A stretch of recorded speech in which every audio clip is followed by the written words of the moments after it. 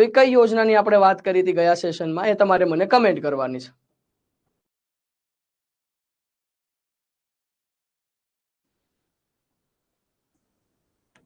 Vidyalakshmi board યોજના ભણ્યા છે?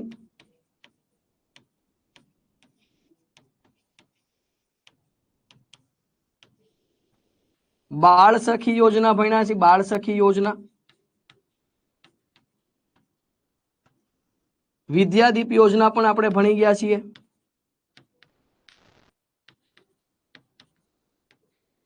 વહાલી દીકરી યોજના, વિદ્યાલક્ષ્મી બોર્ડ યોજના, બાળ સખી યોજના, વિદ્યાદીપ યોજના.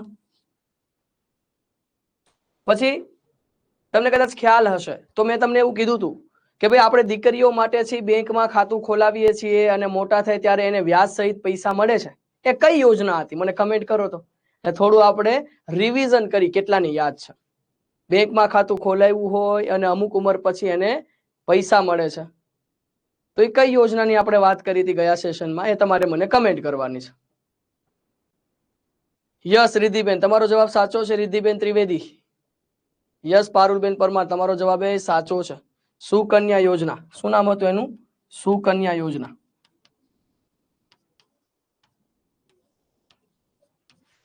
આ બધી યોજનાઓ ગયા લેક્ચરની અંદર ભણી ગયા. પછી થોડી આપણે સર્વ શિક્ષા અભિયાન વિશે વાત કરી હતી.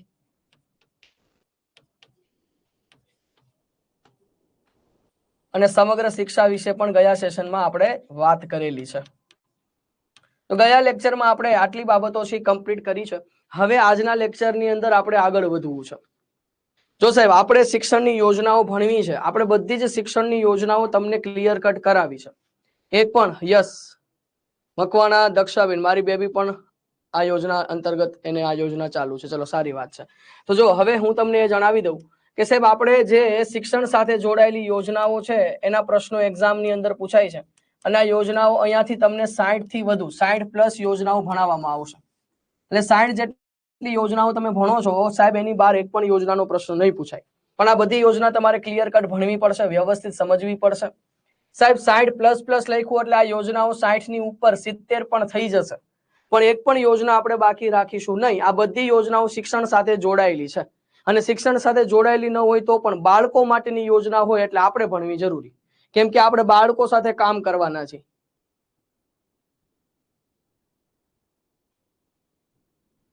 ચૌધરી હરિતાબેન એ પૂર્ણ થઈ ગયો છે બેન, છતાં એના અમુક કન્સેપ્ટ આપણે ભણવાના બાકી છે.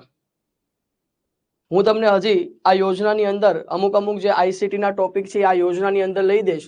જેમ કે આપણે દીક્ષા એપ્લિકેશન છે, જેટલી એપ્લિકેશનો છે ને એ પણ સરકારની જે યોજના છે, પણ એ સરકારની બધી ડિજિટલ યોજનાઓ છે.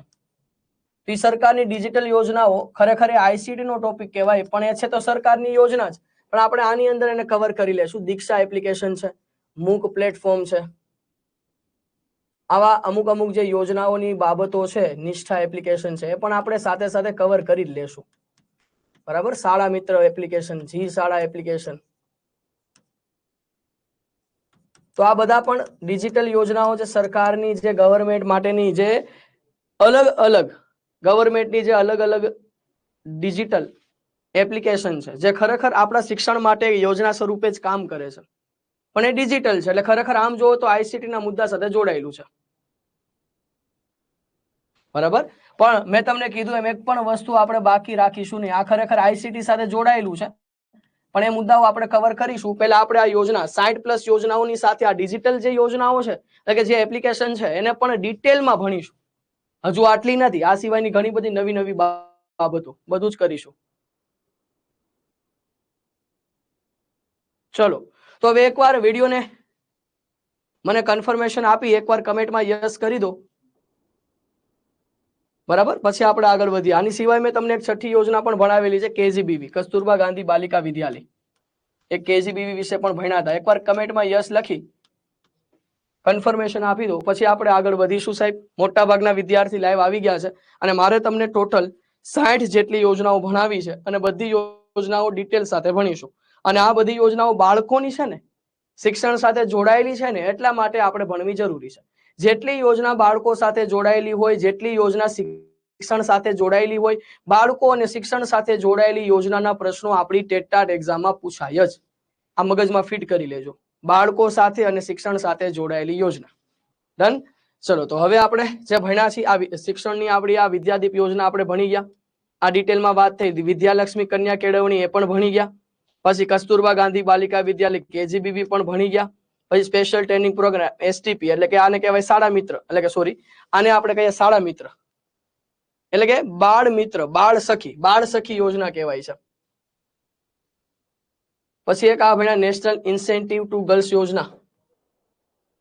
બસ અહીંયા આપણે પહોંચ્યા છીએ. અહીંયા આપણે પહોંચ્યા હતા. આ સ્પેશિયલ ટ્રેનિંગ પ્રોગ્રામને લાસ્ટમાં ભણ્યા હતા, જેને આપણે STP કહીએ છીએ. STP એટલે શું? સ્પેશિયલ ટ્રેનિંગ પ્રોગ્રામ એટલે કે બાળ સખી યોજના. અહીંયા સુધી આપણે ભણ્યા હતા લાસ્ટમાં. અને સાથે સાથે મેં તમને બીજી બે યોજના એટલે કે વહાલી દીકરી યોજના પણ ભણાવી દીધી છે, સુકન્યા યોજના પણ ભણાવી દીધી છે. પૂજાબેન તમે ક્યાં હતા બેન? હે પૂજાબેન તમે ક્યાં હતા બેન? આ બધું મેં ભણાવ્યું હતું ત્યારે તમે ક્યાં હતા? મેં વહાલી દીકરી યોજના પણ ભણાવી જ છે. વિદ્યાલક્ષ્મી બોર્ડ યોજના આમાં લખેલી છે, બાળ સખી આમાં લખેલી છે, વિદ્યાદીપ આમાં લખેલી છે. મેં સુકન્યા યોજના પણ ભણાવી હતી, KGBB પણ ભણાવી. 6 યોજના મેં ભણાવી, મને પાકી ખબર છે. પૂજાબેન કાચિયા તમે કહો 4 પૂરી થઈ છે. પ્રિયંકાબેન કે 3 ભણાવી છે ટોટલ. તો તમે આની પહેલાનો લેક્ચર નથી જોયો ભાઈ? કેમ આવું કરો છો? એટલે હું તમને એટલું ખાસ કહીશ કે તમે બધા બીજા લેક્ચરો ખાસ જુઓ, સમયસર જોડાવ તો તમને ખબર પડે. મારો શિક્ષણનો લાસ્ટ લેક્ચર એકવાર ચેક કરજો. મારો શિક્ષણનો એકવાર લાસ્ટ લેક્ચર તમારે ચેક કરવાનો. એમાં મેં વહાલી દીકરી યોજના ભણાવી જ છે, વિદ્યાલક્ષ્મી બોર્ડ યોજના, બાળ સખી, વિદ્યાદીપ, સુકન્યા યોજના ભણાવી છે, KGBB ભણાવ્યું છે. સર્વ શિક્ષા અભિયાન ને સમગ્ર શિક્ષા અભિયાન વચ્ચે શું તફાવત છે, શું ડિફરન્સ છે, આ પણ મેં તમને ગયા સેશનમાં ભણાવ્યું જ છે.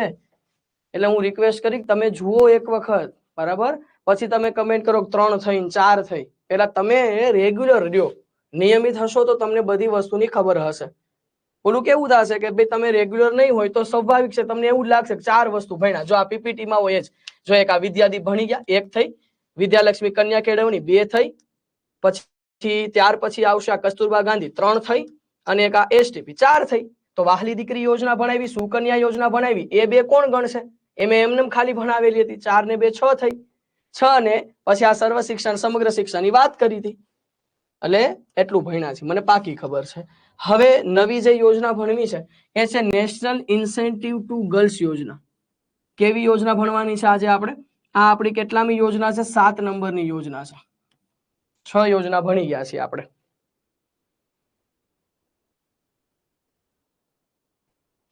તો નેશનલ ઇન્સેન્ટિવ ટુ ગર્લ્સ યોજના છે. સરકાર શ્રીનો અમલીકરણ વિભાગ, જિલ્લા શિક્ષણ અધિકારી શ્રી એટલે કે સાહેબ DEO ની કચેરી છે, એના અંતર્ગત આ યોજના ચાલે છે. DEO એટલે ડિસ્ટ્રિક્ટ એજ્યુકેશન ઓફિસર અંતર્ગત, જિલ્લા શિક્ષણ અધિકારી અંતર્ગત આ જે નેશનલ ઇન્સેન્ટિવ ટુ ગર્લ્સ યોજના છે એ ચાલુ છે. પણ આ યોજના છે એને સહાય કોને મળે?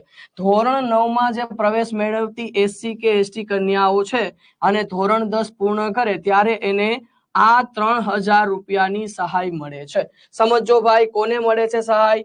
SC કે ST કેટેગરીની જે બહેનો છે અને ધોરણ 9 માં પ્રવેશ લે છે, ધોરણ 9 માં પ્રવેશ લે, ધોરણ 9 માં પ્રવેશ લીધા પછી ધોરણ 10 પૂર્ણ કરે, ધોરણ 9 માં પ્રવેશ લીધા પછી ધોરણ 10 પૂર્ણ કરે ત્યારે એને 3000 રૂપિયા આપવામાં આવે છે. આ યોજનાનું નામ કેવું છે? નેશનલ ઇન્સેન્ટિવ ટુ ગર્લ્સ યોજના. કેવું નામ છે? નેશનલ ઇન્સેન્ટિવ ટુ ગર્લ્સ યોજના.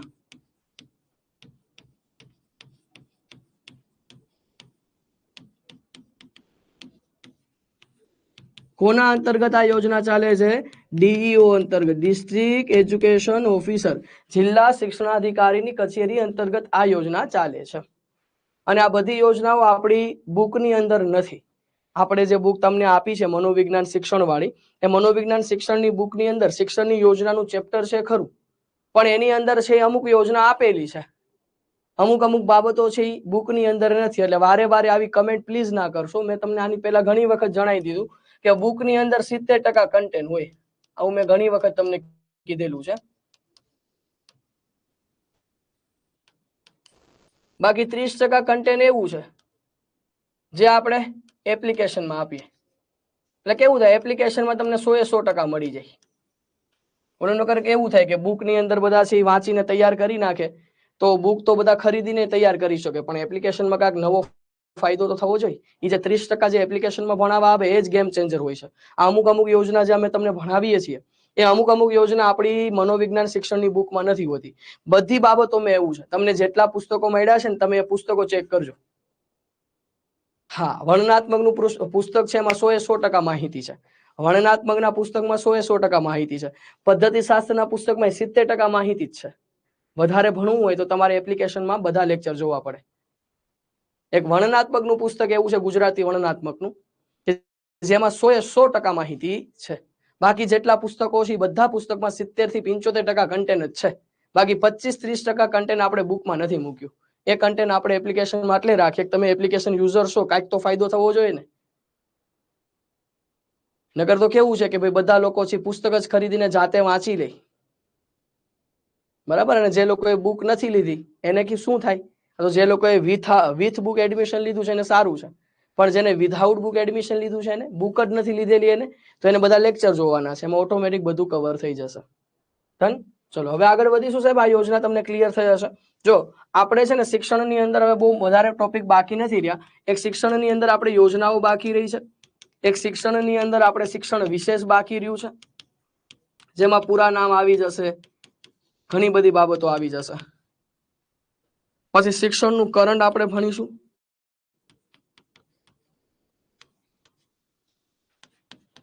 યોજનાઓ બાકી, શિક્ષણ વિશેષ, શિક્ષણનું કરંટ બાકી છે. પછી જે આ માપન અને મૂલ્યાંકન છે એને પણ આપણે ભણીશું. અને જે ડિજિટલ એપ્લિકેશન છે, શિક્ષણમાં ટેકનોલોજી લખીએ આપણે, તો આ 5 જેટલા મુદ્દાઓ બાકી છે. એટલે ખરેખર એ આઈસીટી, એમ તો આઈસીટી અમે ઘણા બધા લેક્ચર લીધા છે, પણ એમાં હજુ દીક્ષા એપ્લિકેશન, નિષ્ઠા ને એવા અમુક જે પોઈન્ટ છે એ હજુ આપણે બાકી રાખ્યા છે. તો સાહેબ આ હવે આપણા શિક્ષણમાં બાકી છે. બાકી આપણે ઓલમોસ્ટ શિક્ષણ પૂરું કરી નાખ્યું છે. જો એનઈપી 2020 પૂરું થઈ ગયું, આરટી એક્ટ પૂરો થઈ ગયો છે. પછી તો કે આરટી રૂલ્સમાં જેટલું મહત્વનું છે એટલું આપણે કરાવ્યું છે. આરટી રૂલ્સ આખો નથી કરવાનો. આરટીઆઈ 2005 આપણા ચેતન સરે તમને કરાવ્યું છે. પછી ચેતન સરે ગુણોત્સવ 2.0 વાળો પણ એક લેક્ચર એપ્લિકેશનમાં કરાવ્યો છે. પ્લસ તમને આની સિવાય શિક્ષણના પંચો ભણાવ્યા છે, શિક્ષણની નીતિઓ ભણાવી છે, આઝાદી પહેલાનો શિક્ષણનો ઇતિહાસ, આઝાદી પછીનો શિક્ષણનો ઇતિહાસ, શિક્ષણ સંદર્ભે બંધારણીય જોગવાઈ ભણી ગયા છે, શિક્ષણની સંસ્થાઓ ભણી ગયા છે. આ બધું તમને ભણાવ્યું છે, બરાબર. શિક્ષણના ટોટલ છે ને 14 કે 15 ટોપિક છે અને બધા આપણે કવર કરાવ્યા છે. હવે માત્ર ને માત્ર 10 જેવા ટોપિક તો કવર થઈ ગયા છે. હવે માત્ર આટલા ટોપિક છે એમાં આપણે પેલા 60+ યોજનાઓ પૂરી કરીશું. પછી શિક્ષણ વિશેષમાં પૂરા નામ આવી જશે, સામયિક આવી જશે, પછી તો કે ભાઈ સંસ્થાઓના જે ધ્યેય વાક્યો છે એ આવી જશે. ઓલમોસ્ટ ઘણું બધું આવશે. શિક્ષણનું કરણ છે તો એ આપણને ચેતન સર જ કરાવશે સરસ રીતે. માપન મૂલ્યાંકન બાકી છે, જેમાં આપણે એથી જી પત્રકોનો વિશેષ ખ્યાલ લેવાનો છે. અને શિક્ષણમાં ટેકનોલોજી, જેટલી પણ ગવર્મેન્ટની એપ્લિકેશન છે જે તમે ટીચર બની ગયા પછી એનો ઉપયોગ કરશો ને એના પ્રશ્ન ટેટ ટાટમાં પૂછાય છે, તો એના વિશે ભણીશું. તો શિક્ષણના ટોટલ 15 ટોપિક છે. 15 માંથી 10 પૂર્ણ થઈ ગયા છે. 10 ટોપિક આપણે પૂરા કર્યા છે, બરાબર. તમે આગળના બધા લેક્ચરો જોઈ શકો છો. શિક્ષણની અંદર 15 ટોપિક છે જેને ડિટેલ સાથે ભણવા પડે. એમાંથી 10 ટોપિક પૂરા થઈ ગયા છે. આપણા 5 ટોપિક શિક્ષણના હવે બાકી રહ્યા છે. બાકી હવે શિક્ષણમાં આ સિવાય બીજું કાંઈ નથી કરવાનું. બાકી બધું તમારે મનોવિજ્ઞાનમાં કરવાનું છે. મનોવિજ્ઞાનના જે ટોપિક બાકી છે મનોવિજ્ઞાનના લેક્ચરમાં વાત કરશું, બરાબર. એટલે અહીંયા શિક્ષણ વિશેષમાં મહત્વના દિવસો આવી જશે, પૂરા નામ આવી જશે, સામયિકો આવી જશે અને અમુક જે શિક્ષણની વિશેષ બાબતો છે એ બધું આવી જશે. ડન. ચલો હવે આપણે આગળ વધવું છે સાહેબ. આપણી આ યોજના પૂરી થાય પછી આટલા ટોપિક પૂરા કરશું અને પછી મનોવિજ્ઞાન ચાલુ છે. મનોવિજ્ઞાનમાં જે ટોપિક બાકી હશે, જે મુદ્દાઓ બાકી હશે એ બધા કવર કરવામાં આવશે. એટલે ચિંતા કરતા નહીં, બરાબર. મનોવિજ્ઞાનની અંદર જે બાકી છે અમને ખ્યાલ જ છે, અમે નોટ ડાઉન કરેલું છે. બધા ટોપિક કરાવીશું અને આ પણ કરાવીશું. અને જરૂર પડે તમારે કોઈ મુદ્દો નથી સમજાતો તો એના માટે રિવિઝન સેશન ગોઠવવા પડે તો રિવિઝન સેશનનું પણ આયોજન કરીશું. બધા લેક્ચરનું નહીં, પણ અમુક મુદ્દાઓ જેને ફરીવાર ભણવાની જરૂર લાગે તો એનું રિવિઝન સેશન આવશે, બરાબર. હા, ઇસ્માલભાઈ કરુડ, એની તો વાત ચાલે છે. પહેલા તમે આ બેચમાં કેટલા વર્ષોથી જોડાયેલા છો? તમને તો ખબર હોવી જોઈએ ને, જો આપણે રેગ્યુલર હોય તો.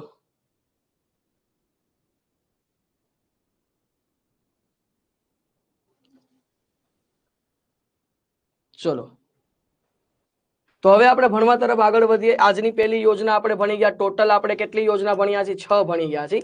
તો આજે આપણે ભણી રહ્યા છીએ 7મી યોજના, નેશનલ ઇન્સેન્ટિવ ટુ ગર્લ્સ યોજના. જિલ્લા શિક્ષણ અધિકારી કચેરી અંતર્ગત ચાલે છે. ધોરણ 9 માં પ્રવેશ લઈને 10મું પૂરું કરે એ SC/ST કેટેગરીની કન્યા હોય તો એને 3000 રૂપિયાની સહાય મળે. આ યોજના નેશનલ ઇન્સેન્ટિવ ટુ ગર્લ્સ યોજના કહેવાશે અને ડિસ્ટ્રિક્ટ એજ્યુકેશન ઓફિસર અંતર્ગત ચાલશે.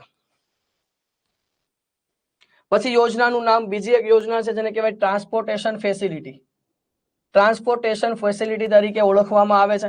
સાહેબ આ યોજના જિલ્લા સર્વ શિક્ષા અભિયાન કચેરી એટલે કે SSA અંતર્ગત ચાલે છે. આ યોજના શેના અંતર્ગત ચાલે છે? SSA અંતર્ગત આ યોજના ચાલે છે.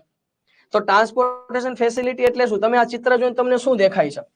ચિત્ર જોઈને આપણને એવી ખબર પડે છે કે અમુક સ્કૂલો કે જે દૂર હોય છે, અમુક છેવાડાના વિસ્તાર સુધી છે, એ બાળકોને ભણવું છે, પણ એ છેવાડાના વિસ્તારથી એના સ્કૂલ છે એ દૂર થતી હોય છે. તો સ્કૂલ છે એ ત્યાં જવા માટે કોઈ એની પાસે કોઈ વાહન નથી, કોઈ એવી સુવિધા નથી કે સ્કૂલ સુધી પહોંચી શકે. તો આવી એક સુવિધા આપવામાં આવે કે જ્યાંથી વિદ્યાર્થીઓને છે બસ દ્વારા છે લઈ જવામાં આવે અને મૂકી જવામાં આવે. આને ટ્રાન્સપોર્ટેશન ફેસિલિટી કહે છે. આની સહાય કોને મળે? તો કે સાહેબ RTI 2009 અંતર્ગત ટ્રાન્સફોર્મેટરની સુવિધા અંતરિયાળ વિસ્તાર, જો અંતરિયાળ વિસ્તાર અને છૂટાછવાયા જૂથો હોય કે જ્યાં શાળા શરૂ કરવી શક્ય જ નથી, શાળા બની શકે એમ જ નથી સાહેબ એ જગ્યા પર, અને વિદ્યાર્થીને ભણાવવા માટે ત્યાંથી આપણે બીજી જગ્યાએ લઈ જવા પડે એમ છે. તો હવે આવી કન્ડિશનમાં શું કરશું? શહેરી વિસ્તારમાં લઈ જવા પડે અથવા નજીકની કોઈ સ્કૂલમાં લઈ જવા પડે એમ છે. એના વિસ્તારમાં ઘણા બધા બાળકો ભણે એમ છે, પણ એની પાસે કોઈ સુવિધા જ નથી, કોઈ સ્કૂલ બની શકે એવી કોઈ કન્ડિશન જ નથી.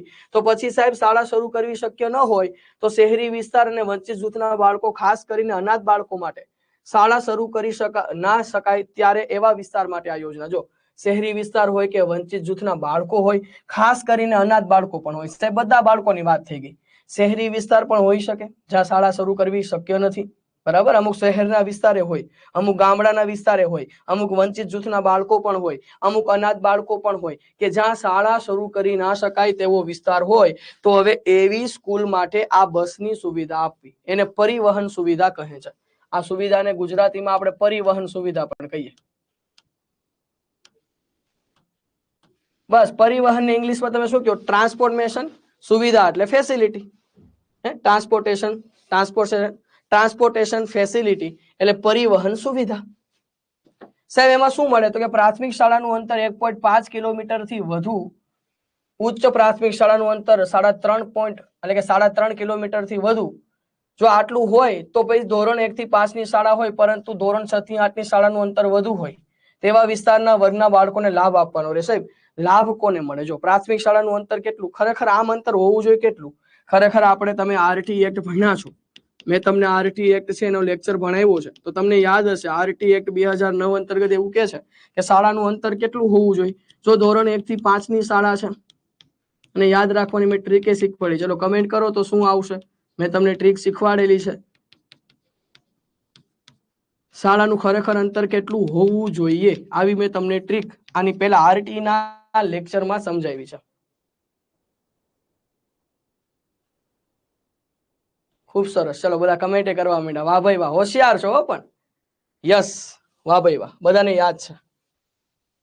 કમેન્ટનો પણ ઢગલો થઈ ગયો, બહુ સારી વાત છે. સાહેબ 1 થી 5 છે તો 1 થી 5 ની અંદર, તો કે 1 થી 5 ની અંદર 1 કિલોમીટરના એરિયામાં સ્કૂલ હોવી જોઈએ. 6 થી 8 માં 3 કિલોમીટરના એરિયામાં સ્કૂલ હોવી જોઈએ. 9 થી 10 માં 5 કિલોમીટરના એરિયામાં, એકી સંખ્યા 1, 3, 5 અને છેલ્લે આવે 7 થી 10. 1, 3, 5 છેલ્લે આવે 7 થી 10. બરાબર. 1 થી 5, 6 થી 8, 9 થી 10, 11, 12, 1, 3, 5, 7 થી 10. આ યાદ રાખવાની ટ્રીક હતી. તો સાહેબ આ સામાન્ય રીતે આટલા એરિયામાં સ્કૂલ હોવી જોઈએ. હવે તમે જો પ્રાથમિક શાળા અહીંયા કેટલી છે? પ્રાથમિક શાળા એટલે ધોરણ 1 થી 5, જો ધોરણ 1 થી 5 ની શાળા કેટલા કિલોમીટરમાં હોવી જોઈએ? 1 કિલોમીટરની અંદર હોવી જોઈએ. અહીંયા કેટલી છે? 1.5 કિલોમીટરથી વધુના અંતરે છે. એવી રીતે ઉચ્ચ પ્રાથમિક શાળા એટલે 6 થી 8, જેને અપર પ્રાઇમરી કહેવાય. અપર પ્રાઇમરી એટલે 6 થી 8 ઉચ્ચ પ્રાથમિક. તો સાહેબ એનું અંતર હોવું જોઈએ 3 કિલોમીટર. અહીંયા લખ્યું છે 3.5 કિલોમીટરથી વધુ.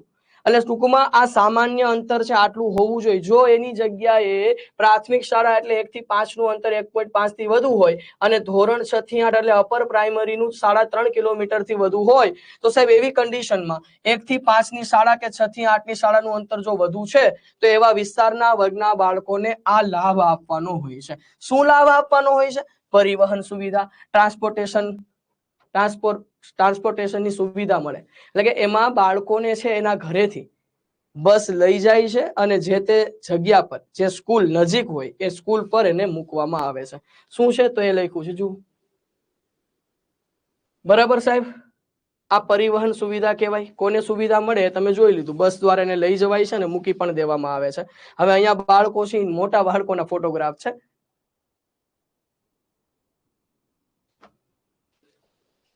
ચલો હવે આ સુવિધા પરિવહન સુવિધા પણ કેવા છે.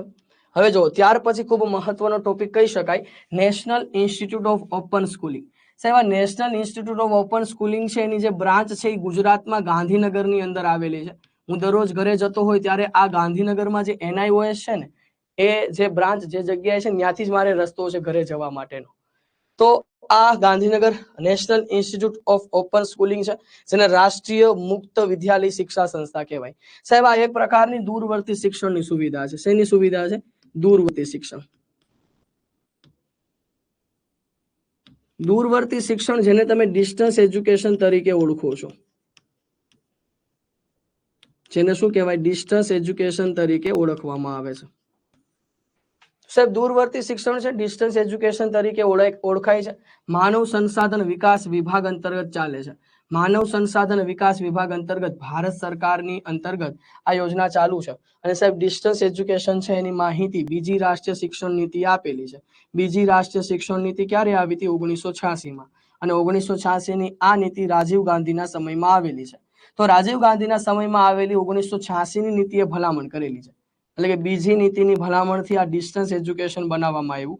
ડિસ્ટન્સ એજ્યુકેશન એટલે તમે પણ અત્યારે જે ઓનલાઈન ભણી રહ્યા છો ને એપ્લિકેશન મારફતે ઘરે બેઠા બેઠા, એ પણ એક દૂરવર્તી શિક્ષણ છે, એ પણ ડિસ્ટન્સ એજ્યુકેશન છે. તો સાહેબ આ ડિસ્ટન્સ એજ્યુકેશન માટે ઘણી બધી બાબતો કામ કરે છે. એક રેડિયો ચેનલ હતી ડિસ્ટન્સ એજ્યુકેશન માટે, રેડિયો ચેનલ કે જેનું નામ જ્ઞાનવાણી હતું.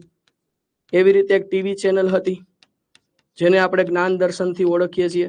રેડિયો ચેનલને જ્ઞાનવાણી કહેવાય છે, જ્યારે ટીવી ચેનલને જ્ઞાન દર્શન તરીકે ઓળખવામાં આવે છે. ડન છે. રેડિયો એટલે જ્ઞાનવાણી, ટીવી એટલે જ્ઞાન દર્શન. પછી સાહેબ એવી રીતે 1985 ની અંદર ઇગ્નોની શરૂઆત થઈ હતી. આ ઇગ્નો નામની સંસ્થા દિલ્હી ખાતે આવેલી છે. ક્યાં આવેલી છે? દિલ્હી ખાતે. અને સાથે સાથે 1994 ની અંદર BAOU ની શરૂઆત થઈ હતી. અને આ BAOU સંસ્થા છે ને એ અમદાવાદ આવેલી છે. ઇગ્નો છે તો ઇગ્નોનું પૂરું નામ આપણને બધાને ખબર છે. ઇગ્નોનું પૂરું નામ છે Indira Gandhi National Open university. Indira Gandhi National Open university. આનું નામ છે બાબા સાહેબ આંબેડકર ઓપન યુનિવર્સિટી. બાબા સાહેબ આંબેડકર ઓપન યુનિવર્સિટી. તો સાહેબ 1985માં ઇગ્નોની શરૂઆત થઈ. 1994માં BAOU બાબા સાહેબ આંબેડકર ઓપન યુનિવર્સિટીની શરૂઆત થઈ. અને અત્યારે તમે જે ભણો છો એ સ્કૂલ માટે છે. NIOS નું પૂરું નામ શું છે? National Institute of Open schooling. કેવું નામ છે? National Institute of Open schooling. સાહેબ આ સ્કૂલિંગ માટે છે. અહીંયા જો અહીંયા કેવા નામ હતા? Open university. ઓપન યુનિવર્સિટી એટલે કે આ હાયર એજ્યુકેશન માટે છે, જ્યારે અહીંયા ઓપન સ્કૂલિંગ એટલે આ સ્કૂલ માટે છે.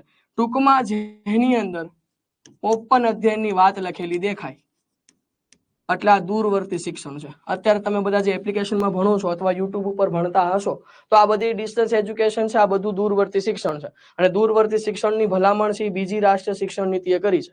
બીજી રાષ્ટ્રીય શિક્ષણ નીતિ રાજીવ ગાંધીના સમયમાં આવેલી છે. મેં તમને નીતિના બધા લેક્ચરો ભણાવ્યા છે. આઝાદી પહેલાની શિક્ષણ નીતિઓ તમને યાદ હશે. શરૂઆતમાં પેલા શરૂ થાય પેલા ચાર્ટર એક્ટ ભણવાનું. ચાર્ટર એક્ટ ભણ્યા પછી મેકોલેનું વિવરણ પત્ર આવે, પછી વુડનો ખરીતો આવે, પછી હન્ટર કમિશન આવે. યાદ છે તમને?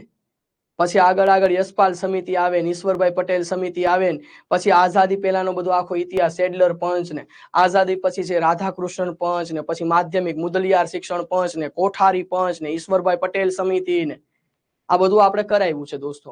એટલે આઝાદી પહેલાનો ઇતિહાસ ને આઝાદી પછીનો ઇતિહાસ એકવાર ખાસ ચેક કરજો. એમાંથી ઘણીવાર પ્રશ્નો પૂછાય છે. દુર્ગાભાઈ દેશમુખ સમિતિ, નેશનલ કરિક્યુલમ ફ્રેમવર્ક છે, રાષ્ટ્રીય સંશોધિત નીતિ છે, આ બધું ભણાવી દીધું છે.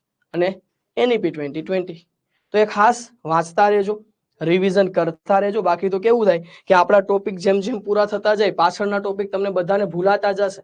તમે તમારા એક વખત દિલ ઉપર હાથ રાખીને તમારી જાતને પૂછજો કે હું જે બોલ્યો હન્ટર કમિશન, હું બોલ્યો વુડનો ખરીદો, હું બોલ્યો કોઠારી કમિશન, હું બોલ્યો સેડલર પંચ, હું બોલ્યો હન્ટર કમિશન. તો શું આમાંથી તમને બધું યાદ છે? તમે તમારી આમ અંદરથી અંતરાત્માને પૂછો તો. મને કમેન્ટ કરવાની જરૂર નથી, પણ તમે એટલું વિચારો કે આપણે જે વસ્તુ બેચની અંદર પૂરી કરી દીધી હોય ને એ વસ્તુ આપણને ક્લિયર હોવી જોઈએ. એટલે મારું તમને એ જ કેવું છે, જો બધા કમેન્ટ કરે સર સાચી વાત છે ભૂલાઈ ગયું છે, તો મારું તમને એ જ કેવું છે કે તમને જયારે ભણાવવામાં આવે ત્યારે તાજું હોય ને તો તમને આમ મજા જ આવે. અત્યારે જો તમને યોજના ભણાવું છું તો યોજના જ્યારે હું ભણાવતો હોય ત્યારે તમને યાદ રહી જાય. યોજનાની અંદર જેટલા ટોપિક ચાલે છે બધા યાદ રહી ગયા હોય, પણ પછી આના ટોપિક જો 15-20 દિવસ પછી પૂછવામાં આવે તો તમારે વિચારવું પડે કે સાહેબે કઈ 60 યોજના ભણાવી હતી, પણ એમાંથી કઈ તમને યોજનાના નામ બોલવાના કહે તો તમારાથી 10 થી 15 યોજનાના નામ માંડ બોલે. 60 યોજના ભણ્યા હોય ને 15 દિવસ પછી તમને 10 થી 15 યોજનાના નામ તમે મોઢે બોલી શકો. બાકી યોજના યાદ હોય પણ તમને એના નામ જ યાદ ન આવે. તો સાહેબ આ બધું ન થાય એના માટે મુખ્ય કારણ, મુખ્ય રીઝન તો કે આપણે રિવિઝન નથી કરતા. આ બધું ન થાય એટલે શું કરવું? રિવિઝન કરવું. એટલે મારે તમને એટલું જ કેવું છે કે દુનિયાની અંદર કોઈ પણ વસ્તુ શીખતા હોય, ખાલી એવું નથી કે આજ તૈયારી, કોઈ પણ તૈયારી તમે કરી રહ્યા છો કે આપણે બધા રિવિઝન નથી કરતા. હું બધાને રિક્વેસ્ટ કરી, જો એક વખત તમે છે ને રિવિઝન કરવાનું છોડી દીધું ને ભાઈ, આપણે એને ખબર મનોવિજ્ઞાનની ભાષામાં પ્રબલન કહીએ છીએ, જો તમે પ્રબલન ન કરો તો વિલોપન થઈ જાય. આવું હું તમને જયારે પહેલી વખત મનોવિજ્ઞાનનો લેક્ચર આવ્યો હતો, પહેલો લેક્ચર, ત્યારે જ કીધું હતું. ત્યારે આપણે બધા હસતા હસતા જવાબ આપતા હતા, સર સાચી વાત છે, હે ને? તો રિવિઝન એટલે પ્રબલન થાય ને તમે જો જેટલી પણ રિવિઝન કરશો પ્રબલન થતું જશે. એટલે હું ખાસ રિક્વેસ્ટ કરીશ કે તમે રિવિઝન કરજો. આજથી એક વખત છે ને, જો હું તમને એટલું જણાવી દઉં કે દરરોજ રાત્રે હમણાં 10 વાગે આપણા મહેશના લેક્ચર જ્ઞાન લાઈવ શિક્ષણ ઉપર ચાલતા હોય, દરરોજ 10 વાગે મહેશના લેક્ચર જો જ્ઞાન લાઈવ શિક્ષણ ઉપર હમણાં ચાલવાના છે. એટલે આપણા જે હમણાં લેક્ચર છે ને એ બધા લેક્ચર આપણે 10 વાગ્યા સુધી રાખીશું. પછી તમે 10 થી લઈને 11 વાગ્યા સુધી આપણી જે યુટ્યુબ ચેનલ છે એમાં મહેશના લેક્ચરો થોડા દિવસ શું 2-3 દિવસ આવશે, પણ એ લેક્ચર થી તમને કઈક અલગ ઉર્જા મળશે. આવું રાખવાનું મુખ્ય કારણ શું છે ખબર? કે ભાઈ આપણે આપણો ગોલ ભૂલી ન જઈએ. બાકી હું તમને ભણાવી દઉં, સિલેબસ પૂરો કરી દઉં, સિલેબસ પૂરો કરીને અમને જઈ લઈએ, અમારું કામ પૂરું. સિલેબસ પૂરો કરીને અમે જતા રહીએ, કામ અમારા પૂરા થઈ ગયા. સાહેબ આટલું જ પૂરતું નથી. ખરેખર બેચમાં જોડાઈ ગયા હોય ને તો અમારે તમને સાચી દિશા કેવી પડે કે આપણે આ નથી કરતા. આપણે શિક્ષક છીએ, પ્રાઇવેટમાં ભણાવીએ છીએ, આખા ગામને સલાહ આપીએ છીએ, આપણા નાના ભાઈ બહેનને સલાહ આપીએ છીએ, બીજા વિદ્યાર્થી જે પ્રાઇવેટમાં તમે કદાચ કોચિંગ કરતા હોય ન્યાય તમે સલાહ આપો છો, રિવિઝન કરો, લેશન કરો, બીજાને સલાહ આપો છો. તમે તો આ કરતા નથી. તમારી જાતને પૂછો તો. બધા પાસે કામ છે, બધા પાસે સમય નથી. તમે હમણાં કહેશો સર મારે પ્રાઇવેટ જોબ હોય, મારે ફેમિલીનું સમય આપવાનું હોય, મારે મારું પોતાનું બિઝનેસ ચાલે છે. સાહેબ બધી વાત બરાબર, પણ આપણે તૈયારી ન કરતા હોય તો આ બધું નકામું છે. અમે બધા ભણાઈ કર્યા જ રાખીએ, પણ તમે રિવિઝન ન જ કરો તો આ બધું પાણીમાં છે. આ બધું પાણીમાં જ કહેવાય. આપણે કરેલો ખર્ચો, આપણે આપેલો સમય, આ બધું પાણીમાં ગયું કહેવાય. એટલે કે આ બધું છે નિષ્ફળ ગયું કહેવાય. તમને અહીંથી બધું મળે છે, તમને બધાને જો રેકોર્ડેડ વિડીયો નથી આપ્યા તો આમાંથી ઘણા હશે કે જે રેકોર્ડેડ વિડીયો જોતા હશે, પણ મને એટલી ખબર છે 80% વિદ્યાર્થી એવા છે કે રેકોર્ડેડ વિડીયો જોતા જ નથી. તમારી જાતને પૂછજો, તમે જુઓ છો કે નહીં? તમારી અંતરાત્માને પૂછજો. મારે કોઈ પાસે કોઈ જવાબ લેવાની જરૂર નથી. રેકોર્ડેડ વિડીયો પછી લાઈવ લેક્ચર જોવાનું કીધું, ઘણા જોતા હશે, અને છેલ્લે રિવિઝન. આ 3 કામ કરવાના હોય. રેકોર્ડેડ વિડીયો છે, લાઈવ લેક્ચર હોય, રિવિઝન હોય. આટલું કરો એટલે કઈ કરવું જ ન પડે સાહેબ. અને આ સિવાય તમને પુસ્તકે આપ્યા, તમે પુસ્તક સાથે એડમિશન લીધું, પુસ્તકે વાંચી શકાય. તમારી બેચની અંદર ટેસ્ટ આપવામાં આવે છે, ટેસ્ટ આપી શકાય. તો આ recorded video, live lecture, revision, પુસ્તક, ટેસ્ટ એટલું બધું સરસ રીતે બધું આપ્યું છે. પણ આને તમે વ્યવસ્થિત છે ને ટાઈમ મેનેજમેન્ટ કરો, નકર તો બધા આપણે ખોવાઈ જશું. ખોવાઈ જશું, આવું 100% કહું છું. અત્યારે જાગવાનો સમય છે. પરીક્ષા 5 મહિનાની અંદર આવવાની છે, આટલું કહી દઉં તમને. આપણી ટેટ ટાટ પરીક્ષાના નોટિફિકેશન 5 મહિનાની અંદર જાહેર થવાના છે. હવે 5 મહિનામાં શરૂ થવાના હોય. હવે તમારી જાતને પૂછો તો કે તમે કન્ટેન્ટ તૈયાર કરી નાખ્યું છે? શું તમે મનોવિજ્ઞાન આખું આવડી ગયું છે? શિક્ષણ બધાના ટોપિક ક્લિયર છે? ગુજરાતી અંગ્રેજી ગ્રામર ક્લિયર છે કે નહીં? તમારું જે કન્ટેન્ટ છે એના લેક્ચરો આપણી એપ્લિકેશનની અંદર ફરી વખત આવવાના છે, તો ત્યારે રિવિઝન થવાનું છે. વાત સાચી છે, પણ તમે જાતે તૈયારી કરો છો કે નહીં? ખાલી લેક્ચર જોવાથી કાંઈ થતું નથી. ખાલી લેક્ચર જોવાથી કશું થતું નથી. લેક્ચરની સાથે સાથે તમારે ટાઈમ મેનેજમેન્ટ કરવું પડે, રિવિઝન કરવું પડે, દરરોજ રેકોર્ડેડ વિડીયો જોવા પડે. આ બધું છે ને એ અગત્યનું છે. ખાલી દરરોજ આવીને લાઈવ લેક્ચર જોઈ લીધા, સર હાલો આજનો લેક્ચર જોવાઈ ગયો, વાહ ભાઈ વાહ, આજનો લેક્ચર જોવાઈ ગયો, વાહ ભાઈ વાહ, વાહ આજનો લેક્ચર જોવાઈ ગયો, બસ એટલું જ કામ છે તમારું. અને ખાલી લેક્ચર જોવાથી કાંઈ નહીં થાય, બરાબર. રેકોર્ડેડ જોવા પડે, લાઈવ તો તમે જુઓ જ છો, રિવિઝન એ કરવું પડે, પુસ્તક ટેસ્ટ વાંચવી પડે, સમય અહીંયા ફાળવવો પડે. અત્યારે તમારે દરરોજ તમે 4 કલાકના લેક્ચર જુઓ છો, 4 કલાકના લેક્ચર પ્લસ 4 કલાક એક્સ્ટ્રા આપવી પડે. એ ટૂંકમાં 7 થી 8 કલાક, 7 થી 8 કલાકનું તમારે અત્યારથી પ્રિપેરેશન કરવી પડે. 4 કલાક તો તમે લેક્ચર જુઓ જ છો, 4 કલાક તમારે બીજું લેક્ચર ને વાંચન ને બધું આવી ગયું આમાં. ટેસ્ટ આપીને લેક્ચર ને વાંચન ને રિવિઝન ને એ બધું આવી ગયું આમાં. એટલે ખાલી લેક્ચર જોવાથી કાંઈ નહીં થાય. બીજી 4 કલાકમાં બીજા લેક્ચર જુઓ, વાંચન કરો, ટેસ્ટ આપો, રિવિઝન દરરોજની 7-8 કલાક ફાળવવી પડશે જો તમારે સારા માર્કે પાસ થવું હોય તો. બાકી કેવું છે, હું ભણાવી દઉં, મારું કામ શું છે, સિલેબસ પૂરો કરવાનો. હું ખાલી અહીંયા આવી અને તમને આ સરસ મજાનો સિલેબસ છે, યોજનાઓ છે, પૂરી કરી દીધી. હું તો હાલો સિલેબસ પૂરો, સિલેબસ પૂરો, ગુજરાતી પૂરું, અંગ્રેજી પૂરું, હિન્દી પૂરું, અંગ્રેજી પૂરું, સંસ્કૃત પૂરું, મનોવિજ્ઞાન પૂરું, શિક્ષણ પૂરું, તમારો બધો સિલેબસ પૂરો. ચલો, સિલેબસ પૂરો કરવા માટે જ જ્ઞાન લાઈફ સાથે જોડાયેલા નથી ને તમે. સિલેબસ તો તમે જાતે વાંચીને પૂરો કરી શકતા હતા. પણ આ બેચમાં જોડાવાનું મુખ્ય કારણ એ છે કે તમને એક મેન્ટરશિપ મળે છે. તમને એ બધાને વારે વારે છે એ અઠવાડિયામાં 10 દિવસમાં એકવાર એવું મોટિવેશન, એકવાર એવી વાત મળે છે કે જ્યાંથી તમે અંદરથી જાગો છો. જો અંદરથી જાગી નથી શકતા, તમને બધાને ખબર છે, જો હમણાં સલાહ બીજાને આપવાની હોય તો તમારા નાના ભાઈને હમણાં પૂછવા આવે, નાના ભાઈ બેન, ભાઈ મારે 10માં છે ને 70% આવ્યા છે, તો મારે 80-90% લાવવા હોય તો શું કરવાનું, એને હમણાં સલાહ આપશો અને સારી સલાહ આપશો.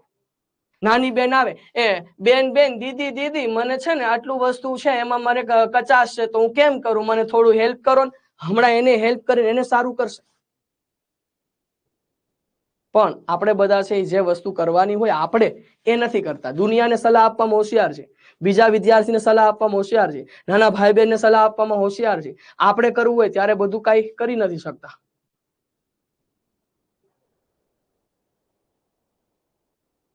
બરાબર, ચલો હવે આગળ વધીશું. હવે ભણવાની ચર્ચા કરીએ. બાકી તો સમય જતો રહેશે. તમે બધા એટલા વેલિડ અને એટલા કેપેબલ માણસો છો કે આ બધી વસ્તુ ખબર છે છતાં કરતા નથી. તો એકવાર ખાલી એક પ્રોમિસ આપીને કમેન્ટમાં લખી દો, પછી આપણે આગળ ભણવાનું શરૂ કરીએ. એક ખાલી પ્રોમિસ આપી દો કે શું હવે તમે બધા આટલી કલાકો આપશો, 4 કલાકના લેક્ચર જુઓ છો દરરોજ, એ ઓકે છે. પછી બાકીની 4 કલાક છે તો એની અંદર તમારે લેક્ચરનું રિવિઝન, વાંચન કરવાનું, ટેસ્ટ આપવાની, રિવિઝન. ટૂંકમાં 4 કલાક લેક્ચર અને 4 કલાક બીજી અન્ય પ્રવૃત્તિ, રિવિઝન, ટેસ્ટ, વાંચન. તો ટોટલ 7 થી 8 કલાક આપશો કે નહીં આપો? ભલે પ્રાઇવેટ જોબ હોય તોય 7 થી 8 કલાક કાઢી શકાય. ભલે તમે કોઈ પણ જગ્યાએ બિઝનેસ કરતા હોય, 7 થી 8 કલાક કાઢી શકાય. તમારી પાસે ફેમિલી છે, મારી પાસે છે, બધા પાસે ફેમિલી હોય જ, તોય 7 થી 8 કલાક કાઢીને તૈયારી કરો ને તો જ સફળતા મળશે. વાતુથી કાંઈ થાય જ નહીં. અમે તમને કોર્સ પૂરો કરીને આલે, કોર્સ પૂરો, આલે કોર્સ પૂરો, એનાથી કાંઈ નહીં થાય. કોર્સ તો બધા પૂરા કરીને હાલતા થઈ જશે. પણ તમે અત્યારે 7 થી 8 કલાક આપો. આનાથી વધુ આપો છો તો ધી બેસ્ટ વસ્તુ છે. 7 થી 8 કલાક અત્યારે આપવાની છે. 24 કલાક તમને મળે છે, 7-8 કલાક આરામની છે, 7-8 કલાક જોબની છે, બાકી 7-8 કલાક મળે એ આને આપો. અત્યારે નહીં સમજાય. જયારે પરીક્ષાની અંદર ખાલી 2 માર્ક્સ માટે રહી જશો ને, 2 માર્ક્સ માટે જો મેરિટમાં નામ નહીં આવે ત્યારે આ બધી વાતો સમજાશે. 2 માર્ક્સ માટે રહી જશું ત્યારે સમજાશે, અત્યારે નહીં. એટલે હું ખાસ રિક્વેસ્ટ કરું છું, આ તમારા માટે છે દોસ્ત. જાગી જાઓ. દરરોજ કોઈ જગાડવા નહીં આવે.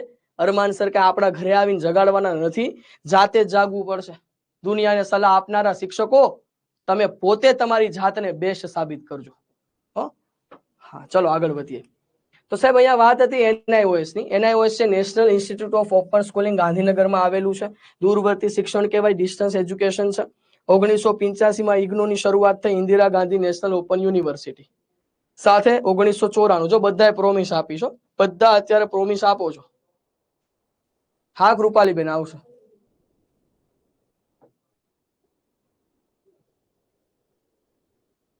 તો 1985 IGNOU Indira Gandhi National Open University, 94 BAOU Baba Saheb Ambedkar open university, અને આ NIOS છે એની અત્યારે ગાંધીનગરની અંદર છે યુનિવર્સિટી આવેલી છે, બરાબર. આની સહાય કોને મળે? તો કે જે માધ્યમિક અને ઉચ્ચતર માધ્યમિક પરીક્ષા માટે લાયકાત ધરાવતા હોવા જોઈએ, ધોરણ 8 સુધી અભ્યાસ કરેલો હોવો જોઈએ. સાહેબ આની કોને લાભ મળે? કે જે માધ્યમિક અને ઉચ્ચતર માધ્યમિકનું શિક્ષણ મેળવવા માટે પટેલ મોનાલીબેન ઓફિસ નંબર પર કોલ કરજો બેન. તો સાહેબ માધ્યમિક અને ઉચ્ચતર માધ્યમિક પરીક્ષા માટે લાયકાત ધરાવતા હોવા જોઈએ અને ધોરણ 8 સુધીનો જો તમે અભ્યાસ કર્યો છે, ધોરણ 8 સુધીનો તમે અભ્યાસ કરેલો હોય તો તમને આ NIOS ની જે છે એ સુવિધા મળવા પાત્ર છે. શું છે સુવિધા? તો કે ઘરે બેઠા માધ્યમિક ઉચ્ચતર માધ્યમિક, મેં તમને કીધું ને ઘર બેઠા ભણી શકાય. અત્યારે તમે ભણો છો એ પણ ડિસ્ટન્સ એજ્યુકેશન જ છે. Yes, I will be give my 100% promise. વાહ ભાઈ વાહ. હા આવશે આવશે, ચિંતા કરતા નહીં. તમારી બેચમાં રીઝનિંગ આખું બાકી છે એટલે રીઝનિંગના લેક્ચરો ફરી વખત આપણે અપાવીશું, બરાબર. તમે રીઝનિંગના લેક્ચર આપણા મનોવિજ્ઞાન શિક્ષણ પૂરા થાય એટલે રીઝનિંગ ચાલુ કરાવીશું. તો ઘરે બેઠા માધ્યમિક, ઉચ્ચતર માધ્યમિક, બેઝિક એજ્યુકેશન, શૈક્ષણિક તાલીમ, diploma in elementary education, life skill programme વગેરેનો અભ્યાસ કરી શકાય છે. શાળા છોડી દીધેલ હોય તેવા બાળકો અભ્યાસ કરી શકે. જો ડિસ્ટન્સ એજ્યુકેશન કેવું છે કે જેને શાળા છોડી દીધી છે, ના છત્રપાલસિંહ તમારી કમેન્ટ આવે છે. સિસોદિયા ભગવતીબેન આવી જશે. ચલો, ઘર બેઠા માધ્યમિક, ઉચ્ચતર માધ્યમિક, બેઝિક એજ્યુકેશન, શૈક્ષણિક તાલીમ, diploma in elementary education, life skill programme વગેરેનો અભ્યાસ કરી શકાય છે. શાળા છોડી દીધેલ હોય તેવા બાળકો અભ્યાસ કરી શકે છે. એટલે સાહેબ આ ડિસ્ટન્સ એજ્યુકેશન જે ઘર બેઠા ભણી શકે, શાળા છોડી દીધી હોય તોય ભણી શકાય. લાઈફ સ્કિલ પ્રોગ્રામ છે, ડિપ્લોમા ઇન એલિમેન્ટરી એજ્યુકેશન છે. ડિપ્લોમા ઇન એલિમેન્ટરી એજ્યુકેશન એટલે તમે જેને DLED કહો છો, બરાબર, જેને આપણે પેલા PTC કહેતા, હવે શું કહેવાય? ડિપ્લોમા ઇન એલિમેન્ટરી એજ્યુકેશન એટલે DLED, બરાબર. તો સાહેબ આ સહાયનું ધોરણ છે. ત્યાર પછીની આવે છે સરસ મજાની યોજના. આનો પ્રશ્ન પૂછાઈ પણ ગયો છે, એકલવ્ય મોડેલ રેસિડેન્શિયલ શાળા યોજના. હવે હું તમને NIOS છે એનું સૂત્ર પણ તમને બતાવી દઉં છું, એટલે તમે ખાસ તમારી બુકની અંદર નોટ કરી લેજો NIOS નું સૂત્ર.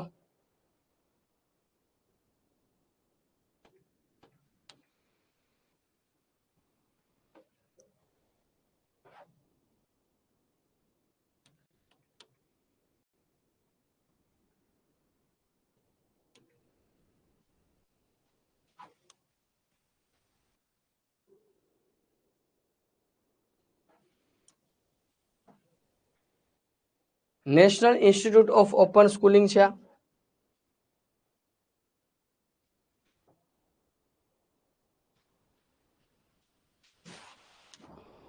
આટલું બધું ડિટેલમાં તમારે ભણવાની કોઈ જરૂર નથી, પૂછાતું નથી. એટલે આ NIOS છે એનું ઓફિશિયલ પેજ છે, જે MOE અંતર્ગત ચાલે છે, ministry of human resource development અંતર્ગત ચાલે છે. સાહેબ આની અંદર તમને શું મળે છે? તો કે ભાઈ આની અંદર NIOS ઓફિશિયલ આ પોર્ટલ છે, બરાબર. તો કે સાહેબ આની અંદર તમને શું મળે? તો કે એબાઉટ અસ. આની અંદર જાઓ એટલે તમને બધી માહિતી મળી જાય. પ્રોફાઇલ તમારે આની અંદર છે, પ્રોફાઇલ બનાવવાની હોય દૂરવર્તી શિક્ષણ મેળવવા માટે. કોને સહાય મળે એની આપણે વાત કરી દીધી છે. આઝાદી કા અમૃત મહોત્સવ, 75મો જે આઝાદીનો અમૃત મહોત્સવ છે અંતર્ગત આને સર્ટિફાઈડ કરવામાં આવેલું છે. આ રાષ્ટ્રીય મુક્ત વિદ્યાલય શિક્ષા સંસ્થા છે, National Institute of Open schooling છે. તમે ગૂગલમાં સર્ચ કરશો તોય તમારે ખાલી આના નામ અને શું કામ કરે છે યાદ હોવું જોઈએ. બહુ ડિટેલમાં આના પ્રશ્નો આપણને એક્ઝામમાં પૂછાતા નથી, એટલે ચિંતા કરતા નહીં. પછી તમે પ્રોફાઇલ છે તો પ્રોફાઇલની અંદર બધી બાબતો નાખી શકો છો. જો વોટ ઇઝ NIOS? NIOS શું છે? ઓપન સ્કૂલ છે, બરાબર, જે CBSE અને MHRD અંતર્ગત, MOE અંતર્ગત ચાલે છે, જેને આપણે NIOS તરીકે ઓળખીએ છીએ, બરાબર. એટલે national Institute of Open schooling છે. ઘર બેઠા તમે શિક્ષણ પ્રાપ્ત કરી શકો. માધ્યમિક અને ઉચ્ચતર માધ્યમિકના વિદ્યાર્થી આનો ઉપયોગ કરી શકે. એમાં ઘણી બધી સક્સેસ સ્ટોરી છે કે ઘણા બધા આ ઓપન અધ્યયન લીધું હોય અને ઘણા બધા વ્યક્તિ આગળ વધ્યા હોય. તો અર્જુન શર્મા છે કે એને છે NIOS છે એ પસંદ કરી અને આગળ બહુ સારું એવું બિઝનેસમેન બને છે. વિનોદ કુમાર પણ NIOS નો અભ્યાસ કરીને સારી જગ્યાએ જાય છે. તો આવી સરસ મજાની જે છે એ પ્રોફાઇલો પણ આની અંદર છે કે જે વ્યક્તિએ સફળતા પ્રાપ્ત કરી હોય, જે વ્યક્તિએ જે છે એ સક્સેસ સ્ટોરી લખેલી છે. તો એવું ઘણું બધું તમને મળી જાય, પણ આને આપણે આટલું યાદ રાખવાનું, બહુ ડિટેલમાં તમને પરીક્ષામાં નથી પૂછાતું. પછી સાહેબ તમને કદાચ ખબર હશે કે આની અંદર અત્યારે ભરતી આવી છે EMRS. આનો વિડીયો આજે જ સાહેબે છે મૂક્યો છે આપણા ચેતન સરે. EMRS નું પૂરું નામ શું છે? Eklavya model Residential school. Eklavya model Residential school EMRS. સાહેબ આ યોજના Gujarat State Tribal Education society અંતર્ગત ચાલે છે.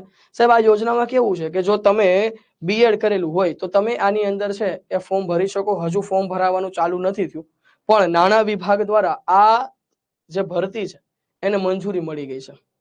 નાણાં વિભાગ દ્વારા જે છે એ આ EMRS એટલે એકલવ્ય મોડેલ રેસિડેન્શિયલ સ્કૂલ છે એની ભરતી કરવાની મંજૂરી મળી ગઈ છે. એટલે ટૂંક સમયમાં એની વેકેન્સી આવી ગઈ. કંઈક 34,000 જેટલી જગ્યાઓ છે આખા ભારતની અંદર. આ સેન્ટ્રલ લેવલ હોય છે. એટલે કેવું છે કે આખા ભારતમાં તમે સીટેટ પાસ કરેલું હોય તોય તમને આની અંદર છે ઉપયોગ થાય. જો મકવાણા દક્ષાબેન કે સર મારા હસબન્ડ આ સ્કૂલમાં આચાર્ય છે છોટા ઉદેપુર. ચલો સરસ વાત છે દક્ષાબેન. ના ટેટ ટાટ જેવી જ એક્ઝામ પણ એનો થોડોક સિલેબસ અલગ હોય છે. બરાબર, આનો આખો સિલેબસ અલગ હોય છે. તમને કદાચ ખબર હોય તો આજે આપણા ચેતન સર દ્વારા આખો સિલેબસ સમજાવવામાં આવ્યો છે યુટ્યુબ ઉપર. એટલે તમે ખાલી આ સમજી લો, હજુ આ વેકેન્સી આવી નથી એટલે કે ફોર્મ ભરાવાના ચાલુ થયા નથી. જો ફોર્મ ભરાવાના ચાલુ થશે તો યુટ્યુબ પર અથવા તો કોઈ પણ જગ્યાએ તમને માહિતી અમે શેર કરશું. બરાબર, હિન્દી અને ઇંગ્લિશની અંદર જ આ એક્ઝામ આવે છે કેમ કે સેન્ટ્રલ લેવલની એક્ઝામ હોય છે. અને કોઈક બેને હમણાં કીધું કે એમાં એમના હસબન્ડ છે છોટા ઉદેપુર અત્યારે આ સ્કૂલની અંદર જ આચાર્ય છે. હા, આમાં અલગ એક્ઝામ આવે તો તમારે પાસ કરવી પડે. CBSE બોર્ડ અંતર્ગત આ એક્ઝામનું આયોજન થતું હોય છે. સહાય કોને મળે? જે સાહેબ આદિજાતિ બાળકોને જે ગુણવત્તાસભર શિક્ષણ મળી રહે તેમાં શહેરી વિસ્તારના વિદ્યાર્થીને સમકક્ષ થાય. જે સાહેબ આદિજાતિના બાળકો છે ને એના માટેની આ યોજના છે. તો આદિજાતિ બાળકોને શિક્ષણમાં ગુણવત્તા સુધરે અને શહેરી વિસ્તારના વિદ્યાર્થી સમકક્ષ થાય. એટલે કે શહેરી વિસ્તારના વિદ્યાર્થીઓની સાથે સાથે કદમ મિલાવીને એ પણ ચાલી શકે. તેમજ દર ક્ષેત્રે હરીફાઈ કરી શકે તે માટે ધોરણ 6 થી ધોરણ 12 સુધીનું શિક્ષણ વિનામૂલ્યે આપવાની આ યોજના છે. ધોરણ 6 થી ધોરણ 12 નું વિનામૂલ્ય શિક્ષણ મળે. પણ કોને મળે આ શિક્ષણ? આદિજાતિ બાળકોને શિક્ષણ મળે. અને આદિજાતિ બાળકોના વિદ્યાર્થી જે છેવાડા વિસ્તારમાં રહેતા હોય તો એ પણ શહેરી વિસ્તારના વિદ્યાર્થીને સમકક્ષ થઈ જાય. શહેરી વિસ્તારના વિદ્યાર્થીને એની સાથે આમ કદમ મિલાવીને ચાલી શકે. બરાબર, તો હવે એના માટે આ છે GSTES દ્વારા પ્રવેશ પરીક્ષામાં મેરિટમાં આવેલ વિદ્યાર્થીની અનુસૂચિત જનજાતિ હોવા જોઈએ. એટલે કે સાહેબ અનુસૂચિત જનજાતિના વિદ્યાર્થી હોય તો એને લાભ મળે છે. GSTES દ્વારા એક પ્રવેશ પરીક્ષા લેવામાં આવે. GSTES દ્વારા પ્રવેશ પરીક્ષા થાય. સાહેબ આ GSTES એટલે શું?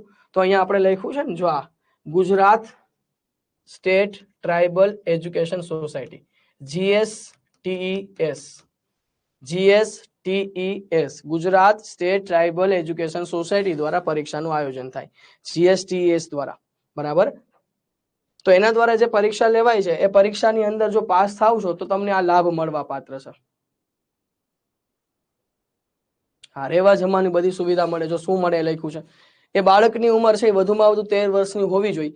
વિદ્યાર્થી કે વિદ્યાર્થીની ફક્ત સરકારી શાળા કે આશ્રમ શાળા અથવા માન્ય ગ્રાન્ટેડ શાળાની અંદર એને ધોરણ 5 માં અભ્યાસ કરતો હોવો જોઈએ. અને પ્રવેશ મેળવતી વખતે ધોરણ 5 પાસ કરેલું હોવું જોઈએ. કોઈ આવક મર્યાદા નથી. સાહેબ આ સ્કૂલમાં એડમિશન લેવા માટે શું હોવું જોઈએ? એકલવ્ય મોડેલ રેસિડેન્શિયલ સ્કૂલ એટલે EMRS. કોના અંતર્ગત ચાલે? GSTES. એનું પૂરું નામ Gujarat State Tribal Education Society. એ અંતર્ગત એની એક પરીક્ષા આવે, બાળકને પાસ કરવી પડે. ધોરણ 5 પછી આ પરીક્ષા આપી શકાય છે. એટલે કે એ વિદ્યાર્થી છે ધોરણ 6 થી 12 સુધીનું જે છે એ બધું શિક્ષણ એને આપવામાં આવે ફ્રીમાં આદિજાતિ બાળકોને. બરાબર, એ પ્રવેશ પરીક્ષા પાસ કરવી પડે. વિદ્યાર્થી કે વિદ્યાર્થીની અનુસૂચિત જનજાતિના હોવા જોઈએ. અને સાહેબ એની ઉંમર 13 વર્ષની વધુ ન હોવી જોઈએ. વધુમાં વધુ 13 વર્ષ અને ધોરણ 5 એને પાસ કરેલું હોવું જોઈએ તો જ મળે છે આની અંદર એડમિશન. ને કોઈ એની આવક મર્યાદા હોતી નથી. શું સહાય મળે? ધોરણ 6 થી 12 સુધી વિનામૂલ્ય શિક્ષણ મળે. વિનામૂલ્ય શિક્ષણની સાથે ગણવેશ એટલે કે યુનિફોર્મ આપવામાં આવે, પુસ્તકો આપે છે, રહેઠાણ આપે છે, ભોજનની સુવિધા આપે છે. સાથે વોકેશનલ તાલીમ છે. વોકેશનલ તાલીમ એટલે રોજગાર લક્ષી શિક્ષણ પણ અપાય છે. રોજગાર લક્ષી શિક્ષણ, ટૂંકમાં વ્યવસાય લક્ષી શિક્ષણ અપાય છે. રમત ગમત દ્વારા શિક્ષણ આપવામાં આવે છે. ક્લબ પ્રવૃત્તિઓ પણ હોય છે. કમ્પ્યુટર શિક્ષણ પણ આપવામાં આવે છે. તો સાહેબ આ EMRS સ્કૂલની અંદર શું આપવામાં આવે એ લખ્યું છે? Eklavya model Residential school EMRS. Eklavya model Residential school EMRS. તેમાં ધોરણ 6 થી 12 સુધી વિનામૂલ્યે શિક્ષણ મળે છે. સાથે ગણવેશ, પુસ્તકો, રહેઠાણ અને ભોજનની સુવિધા સાથે રોજગાર લક્ષી એટલે કે વોકેશનલ તાલીમ આપવામાં આવે છે. હા, આ છે આપણે જવાહરલાલ નવોદય વિદ્યાલય. કેવું છે? એની જેવું છે. પણ જવાહરલાલ નવોદય વિદ્યાલયમાં બધા વિદ્યાર્થીઓ ભાગ લઈ શકે અહીંયા માત્ર કોણ હોય તો કે આદિજાતિ એટલે ખાસ તો જે એસટી અનુસૂચિત જનજાતિના વિદ્યાર્થીઓ છે એમના માટેની આ યોજના છે. બરાબર. રમત ગમત, ક્લબ પ્રવૃત્તિ, કમ્પ્યુટર શિક્ષણ બધું આપવામાં આવે છે. આ એકલવ્ય મોડેલ રેસિડેન્શિયલ સ્કૂલ શેના માટે છે? એસટી કેટેગરીના વિદ્યાર્થી એટલે કે જે એસટી એટલે કે અનુસૂચિત જનજાતિની અંદર આવે છે એવા વિદ્યાર્થીઓ માટે જ આ એકલવ્ય મોડેલ રેસિડેન્શિયલ સ્કૂલ કાર્યરત છે. જો અહીંયા આગળ જ લખી દીધું, તમે વાંચ્યું હોય તો. કોને સહાય મળે? આદિજાતિના બાળકો. અને એ પણ કોની જેમ તો કે શહેરી વિસ્તારના વિદ્યાર્થી સમકક્ષ બને એટલે એને ગુણવત્તાસભર શિક્ષણ ધોરણ 6 થી 12 નું આપવાનું. અને જીએસટીએસ નું પૂરું નામ શું છે? Gujarat State Tribal Education society દ્વારા પરીક્ષા લેવાય. પરીક્ષા પાસ કરે તો એને આમાં એડમિશન મળે. અનુસૂચિત જનજાતિ એટલે એસટી કેટેગરી. તેની ઉંમર સમયે વધુમાં વધુ 13 વર્ષની હોવી જોઈએ, 13 વર્ષથી વધારે નહીં. અને એને અભ્યાસ સરકારી શાળા, આશ્રમ શાળા, ગ્રાન્ટેડ શાળામાં કરેલો હોવો જોઈએ ધોરણ 5 સુધી. 5મું પૂરું હોય, આવક મર્યાદા કોઈ છે નહીં. અને 5મામાં કોઈ ટકાવારી નથી, પણ ખાલી જે પરીક્ષા લેવાય એમાં એને નામ આવવું જોઈએ પરીક્ષામાં, એટલે કે એ પરીક્ષામાં મેરિટમાં આવે તો એને અહીંયા એડમિશન મળશે. 6 થી 12 નું શિક્ષણ, ગણવેશ, પુસ્તક, રહેઠાણ, ભોજનની સુવિધા, વોકેશનલ તાલીમ, રમત ગમત, ક્લબ પ્રવૃત્તિ, કમ્પ્યુટર શિક્ષણ બધું મળે છે. અને જે તમે જોવો છો જવાહરલાલ નવોદય વિદ્યાલય, તમને ખ્યાલ છે? એની જેવી જ આ વાત છે. 1986 ની જે બીજી નીતિ છે ને એને જ ભલામણ કરી હતી. શેની ભલામણ કરી હતી? નવોદય વિદ્યાલયની. હવે આ નવોદય વિદ્યાલય છે એની જેવું જ આ કામ છે. પણ નવોદય વિદ્યાલયમાં બધા વિદ્યાર્થી છે ભાગ લઈ શકે. અને એમાં પાછું કેવું છે? ધોરણ 5 અને ધોરણ 8 પૂરું કરે ત્યારે એની પ્રવેશ પરીક્ષા લેવાય. એ પ્રવેશ પરીક્ષા પાસ કરે એટલે ધોરણ 6 અથવા ધોરણ 9 માં એને પ્રવેશ મળે. ધોરણ 6 અને 9 માં પ્રવેશ મળીને 12મા ધોરણ સુધીનું શિક્ષણ ફ્રીમાં અપાય. પણ અહીંયા બધી કેટેગરીના વિદ્યાર્થી છે એ ભણી શકે.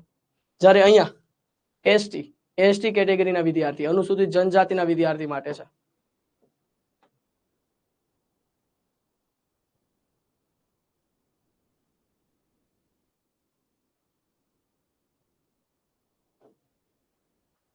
હા, સીટેટ પાસ કરેલો તો એ મળી જાય. ભગવતીબેન, આનો સિલેબસ જુદો હોય, તમે એકવાર ચેક કરજો આખો લેક્ચર. એમાં આખો સિલેબસ એ સરે સમજાવ્યો છે. હિન્દી અને સંસ્કૃત, એટલે હિન્દી અને અંગ્રેજીમાં હોય છે. હા, અને આ કેવું છે કે આ નવોદય વિદ્યાલય છે તેજસ્વી વિદ્યાર્થીને આગળ લાવવાની યોજના છે. જે હોશિયાર વિદ્યાર્થી છે 5મા અને 8મામાં પરીક્ષા આપે ને એમાં સારા માર્ક્સ લાવે એટલે પછી એને એડમિશન મળે. જો સોલંકી ગીતાબેન કે સર મારો બાબો છે નવોદય વિદ્યાલયમાં, ચલો સારી વાત છે. આપણી બેચમાં જેટલા વિદ્યાર્થી જોડાયેલા છે ને એ બધા મોસ્ટ ઓફ એવું છે કે કોઈના હસબન્ડ કે કોઈના ફેમિલીમાં કોઈ ગવર્મેન્ટની અંદર છે અને કોઈક ને કોઈક યોજના સાથે જોડાયેલા છે. આપણે જેટલી યોજના ભણીએ છીએ ને કોઈકની કમેન્ટ આવી જાય કે સર હું આમાં જોબ કરું છું, કોઈ એમ કે મારો બાબો ભણે છે, મારા બેબી એની અંદર ભણે છે. આની પેલા સુકન્યા યોજનાની વાત કરી, એની પેલા વહાલી દીકરી યોજનાની વાત કરી, એની પેલા કોઈ પણ જગ્યાએ આપણે કોઈ એવી બાબતોની ચર્ચા કરતા હોય એટલે અહીંયા આપણી એપ્લિકેશનમાં જ ઘણા બધા વિદ્યાર્થીઓ છે કે જેના ફેમિલીની અંદર એવા વ્યક્તિ છે કે જે આ યોજના સાથે જોડાયેલા હોય છે, એટલે એને વધારે એક્સપિરિયન્સ હોય છે. પછી સાહેબ ત્યાર પછી આવશે અલ્પ સાક્ષરતા કન્યા નિવાસી શાળા યોજના. અલ્પ સાક્ષરતા, આ અલ્પ સાક્ષરતા કન્યા નિવાસી શાળા યોજના. સાહેબ તમને ખબર છે મૂળભૂત સાક્ષરતા દિવસ ક્યારે ઉજવાય? આવો પ્રશ્ન પૂછાણો તો ટેટ 1 માં. મૂળભૂત સાક્ષરતા દિવસ ક્યારે ઉજવાય છે? તો મૂળભૂત સાક્ષરતા દિવસ 8 સપ્ટેમ્બરના દિવસે યોજાય છે, ઉજવાય છે. હવે સાહેબ આ સાક્ષરતા એટલે લિટરસી થાય. શું થાય? લિટરસી. સાહેબ આપણે નથી બોલું FLN આવતું, FLN એટલે ફાઉન્ડેશન લિટરસી એન્ડ ન્યુમરસી.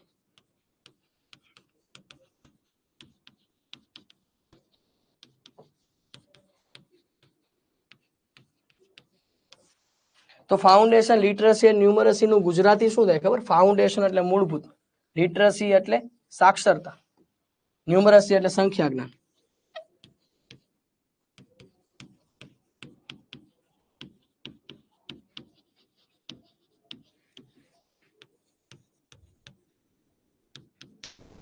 મૂળભૂત સાક્ષરતા અને સંખ્યા જ્ઞાનની આ વાત છે જેને આપણે FLN કહીએ, ફાઉન્ડેશન લિટરસી એન્ડ ન્યુમરસી. સાહેબ ધોરણ 3 ના વિદ્યાર્થીઓને છે મૂળભૂત સાક્ષરતા અને સંખ્યા જ્ઞાન મળી જવું જોઈએ.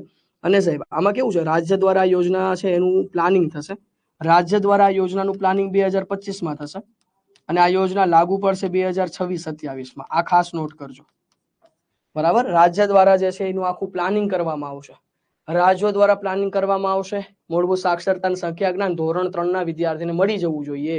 તો રાજ્ય દ્વારા આ યોજનાનું પ્લાનિંગ 2025માં થશે અને આ યોજના અમલમાં આવશે 2026-27માં. આ યોજના લાગુ પડી જશે 2026-27માં. કોમલબેન અમુક યોજનાઓ છે અમુક નથી, બેલા જ વાત કરી દીધી બેન. હા મારી ભત્રીજી પણ છે, વાહ સરસ વાત છે પટેલ ચેતનાબેન. યસ સ્ટેટ 1 માં હતો, રાજ્ય સરકારની સામાજિક ભાગીદારીથી જ્ઞાન શક્તિ રેસિડેન્શિયલ સ્કૂલ ચાલે છે. યસ તો 2026-27 ની અંદર આવી જશે, લાગુ પડશે. રાજ્ય દ્વારા અમલીકરણ યોજના 2025 માં બનશે, પણ લાગુ થતા 2026-27 આવી જશે. સાહેબ Gujarat State Tribal Education society અંતર્ગત ચાલે છે, એટલે કે એનું આપણે ટૂંકું નામ શું લખીએ? GSTES. આનું ફૂલ ફોર્મ એ પૂછાઈ શકે. Gujarat State Tribal Education society અંતર્ગત આ અલ્પ સાક્ષરતા કન્યા નિવાસી શાળા યોજના ચાલુ છે. આ અલ્પ સાક્ષરતા કન્યા નિવાસી શાળા યોજના એટલે શું? તો સાહેબ આ સહાય કોને મળે છે? પાત્રતા શું હોવી જોઈએ?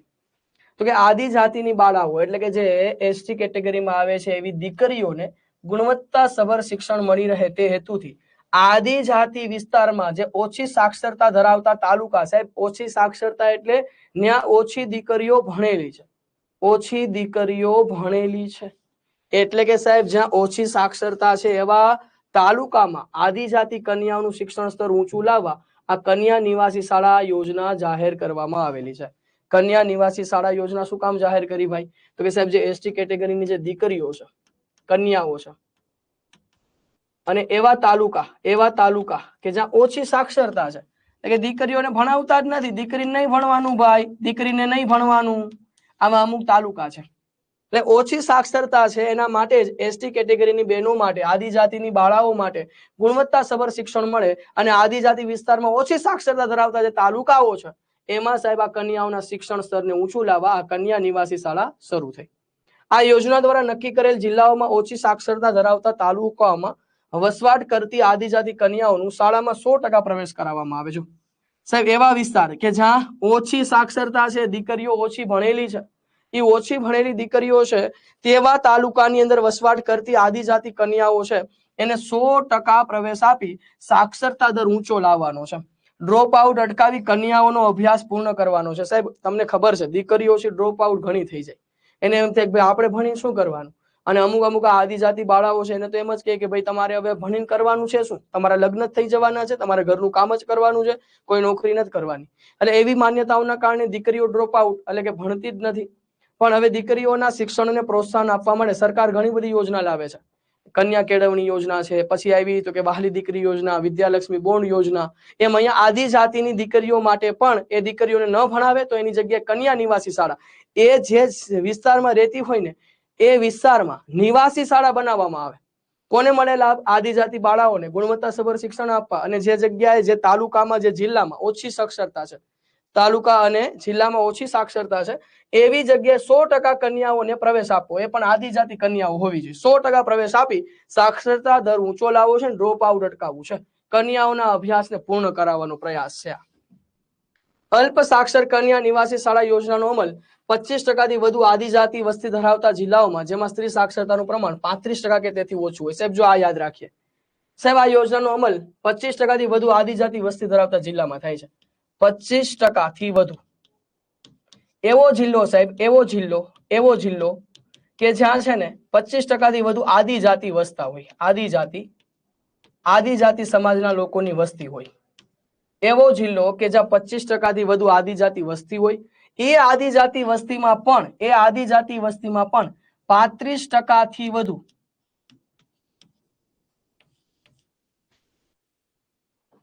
35% વધુ બહેનો ભણેલી ન હોય એટલે 35% ઓછું સાક્ષરતા દર હોય, એમ 35% ઓછું સાક્ષરતા દર હોય. કન્યાના શિક્ષણનું સાક્ષરતા દર, સાક્ષરતા એટલે ભણવાનો દર, કે ભાઈ આ દીકરીઓને ભણાવતા જ નથી, 35% કરતા ઓછી કન્યાઓને ભણાવવામાં આવે છે. તો યાદ રાખજો, પેલા એવો જિલ્લો જોવો કે ત્યાં 25% વધુ આદિજાતિ સમાજના લોકો વસે છે. આદિજાતિ સમાજના લોકો વસે છે એની અંદર પાછું એ જોવો કે 35% ઓછી કન્યાઓ છે સાક્ષર હોય, એટલે કે 35% ઓછી દીકરીઓને ભણાવવામાં આવતી હોય, તો એવા જિલ્લાઓની અંદર આ યોજના કામ કરે છે. સહાય શું મળે? તો કે ભાઈ એ જે દીકરીઓ છે એને ધોરણ 6 થી 10 સુધીનું વિનામૂલ્ય શિક્ષણ મળે છે, ગણવેશ આપવામાં આવે, એને પુસ્તકો મળે છે, રહેઠાણ આપવામાં આવે, ભોજનની સુવિધા આપવામાં આવે, વોકેશનલ એટલે કે અહીંયા તો દીકરીઓને ખાસ તો જે સીવણ ક્લાસ છે, વણાટ છે, મહેંદી ક્લાસ છે, ઘણું બધું જે એને વ્યવસાય કરી શકે એવું વોકેશનલ તાલીમ મળે છે. રમત ગમત ક્લબ પ્રવૃત્તિઓ કરાવવામાં આવે, કમ્પ્યુટર શિક્ષણ આપવામાં આવે અને દરેક વિદ્યાર્થીને માસિક 100 રૂપિયાનું સ્ટાઇપેન્ડ મળે. સાહેબ આ ભાઈ આ 100 રૂપિયાનું સ્ટાઇપેન્ડ મળે. મને હજુ યાદ છે કે આ પ્રશ્ન એકવાર પરીક્ષામાં પૂછાઈ ગયો હતો કે ભાઈ જે આ આદિજાતિ કન્યાઓ છે એને જે આ કન્યા નિવાસી શાળા અંતર્ગત જે લાભ મળે છે એમાં દીકરીઓને માસિક કેટલા રૂપિયાનું સ્ટાઇપેન્ડ મળે? માસિક એટલે મહિનામાં કેટલા રૂપિયાનું સ્ટાઇપેન્ડ મળે? 100 રૂપિયાનું.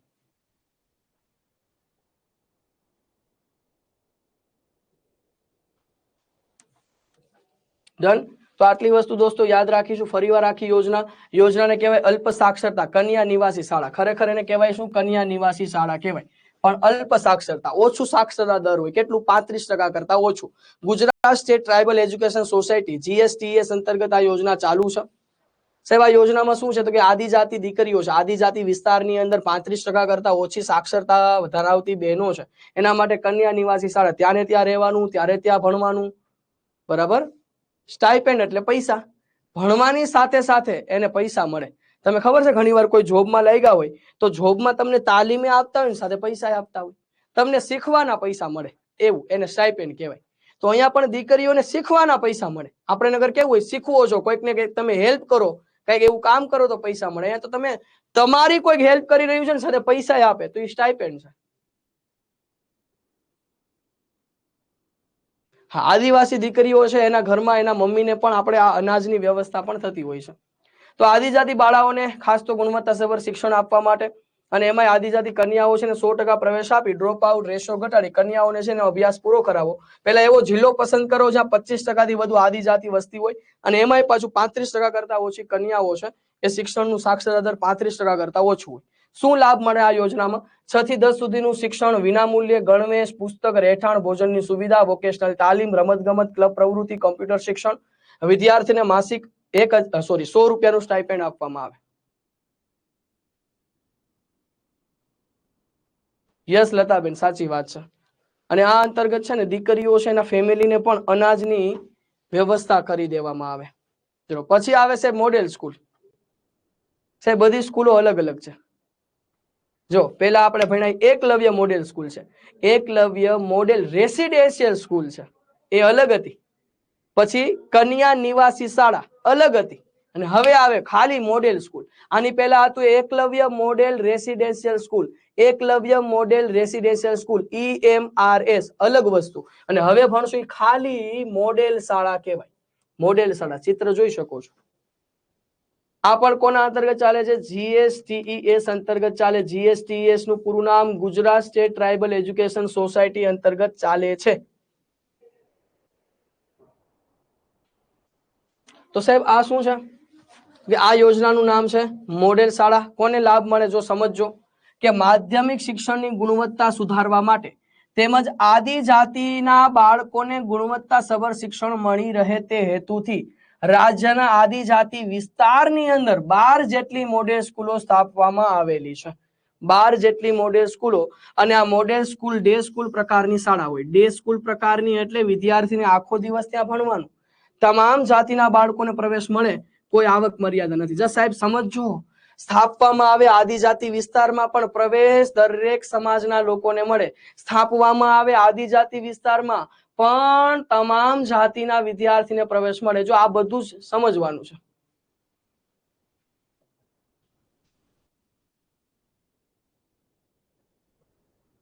સતીશ કુમાર, બિપિનભાઈ કાલે જ હતી ભાઈ.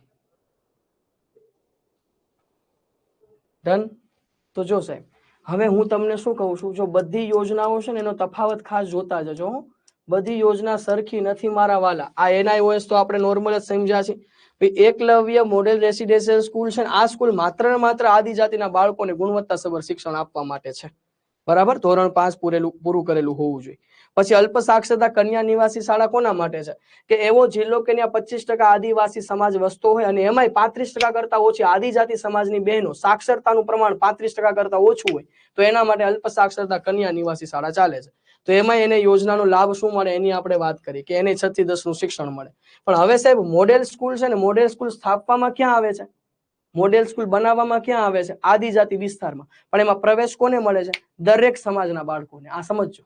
આની પહેલાની યોજના ભણ્યા એમાં આદિજાતિ સમાજના વિદ્યાર્થીઓ માટે જ છે. જ્યારે આ આદિજાતિ વિસ્તારમાં સ્થાપવામાં આવે પણ એમાં દરેક સમાજના વિદ્યાર્થીઓને પ્રવેશ મળશે. આ મોડેલ સ્કૂલ. ઓલું એકલવ્ય મોડેલ રેસિડેન્શિયલ સ્કૂલ, આ ખાલી મોડેલ સ્કૂલ. આ સ્કૂલ ડે સ્કૂલ પ્રકારની, એટલે કે આખો દિવસ ભણવા પ્રકારની સ્કૂલ હોય. એમાં માધ્યમિક શિક્ષણ છે સાહેબ, માધ્યમિક શિક્ષણ આપવામાં આવે. માધ્યમિક શિક્ષણ તમે બધાને ખબર પડી ગઈ, 9 થી 10 એટલે કે 9 થી 12 સુધીનું શિક્ષણ અહીંયા મળે. માધ્યમિક અને ઉચ્ચતર માધ્યમિક શિક્ષણ માટેની આ સ્કૂલ 12 મોડેલ સ્કૂલ છે. અને જો તમામ જાતિના બાળકોને પ્રવેશ મળે, કોઈ આવક મર્યાદા હોતી નથી. શું મળે? 6 થી 10 સુધીનું વિનામૂલ્ય શિક્ષણ, ગણવેશ, પુસ્તકો. સાહેબ 6 થી 10 નહીં આવે પણ 9 થી 12 આવશે. 9 થી 12 સુધીનું વિનામૂલ્ય શિક્ષણ, ગણવેશ, પુસ્તકો, રહેઠાણ, ભોજન સુવિધા, વોકેશનલ તાલીમ, રમતગમત ક્લબ પ્રવૃત્તિ, કોમ્પ્યુટર શિક્ષણ તેમજ વિદ્યાર્થીને અપડાઉન માટે બસની સુવિધા પણ મળે. અપડાઉન કરી શકે. ખાલી ન્યાને ન્યા રહેવું જમવું તો છે. સોનાલીબેન પટેલ, મોડેલ સ્કૂલમાં મેં જોબ કરી છે, સારી વાત છે. અંકિત રાઠોડે પણ મોડેલ સ્કૂલમાં 1 વર્ષ નોકરી કરી છે. હેમાબેન, મારા ગામમાં મોડેલ સ્કૂલ છે, સરસ વાત છે. ચલો, અને અહીંયા છે ને 6 થી 12 અથવા 9 થી 12 આવશે. આપણે આને સર્ચ કરવું પડશે.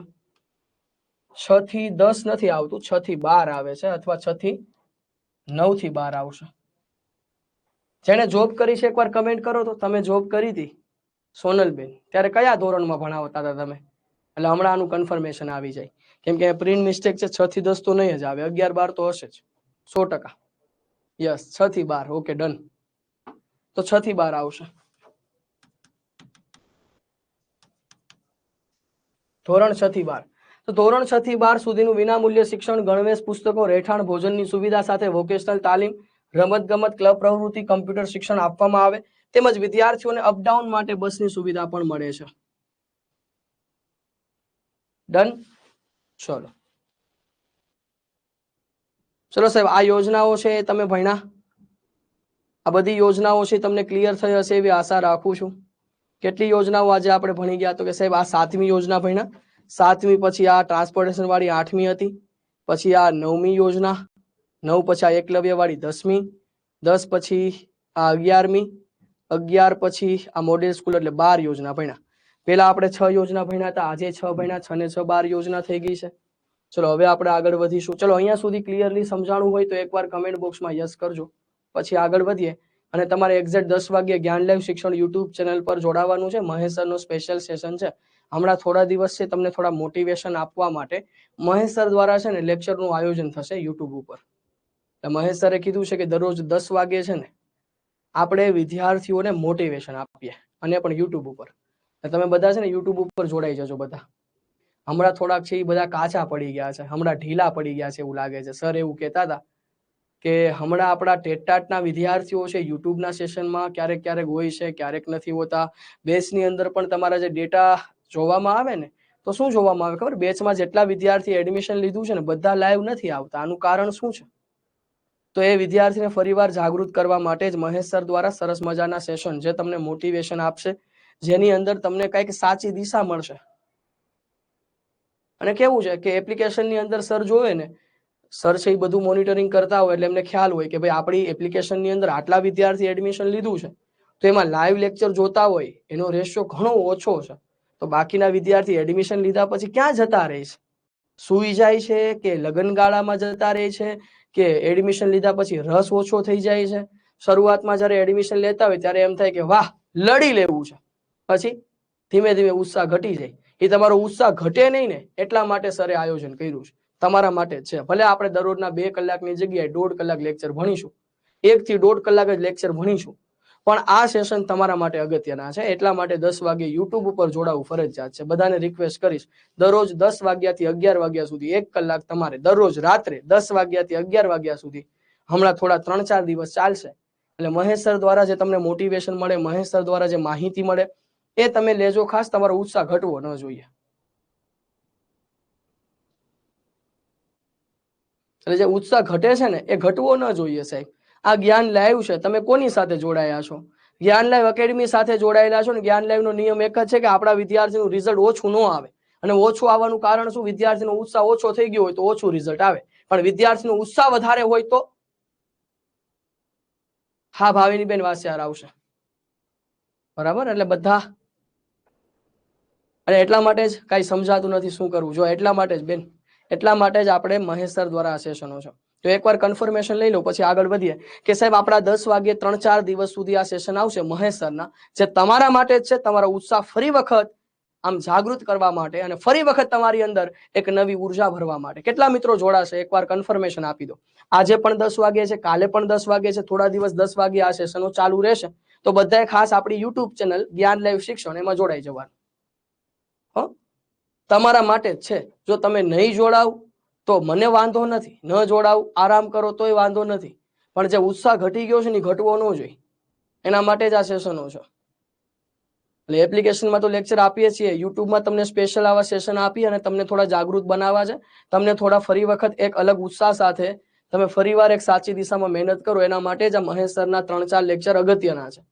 તો બધા કમેન્ટ કરો છો હું જોડાઈશ, તો સારી વાત છે. તમારા માટે જ છે ને તમારે જોડાવું ફરજિયાત છે, જોડાવવું જ જોઈએ. હા, ચાલો.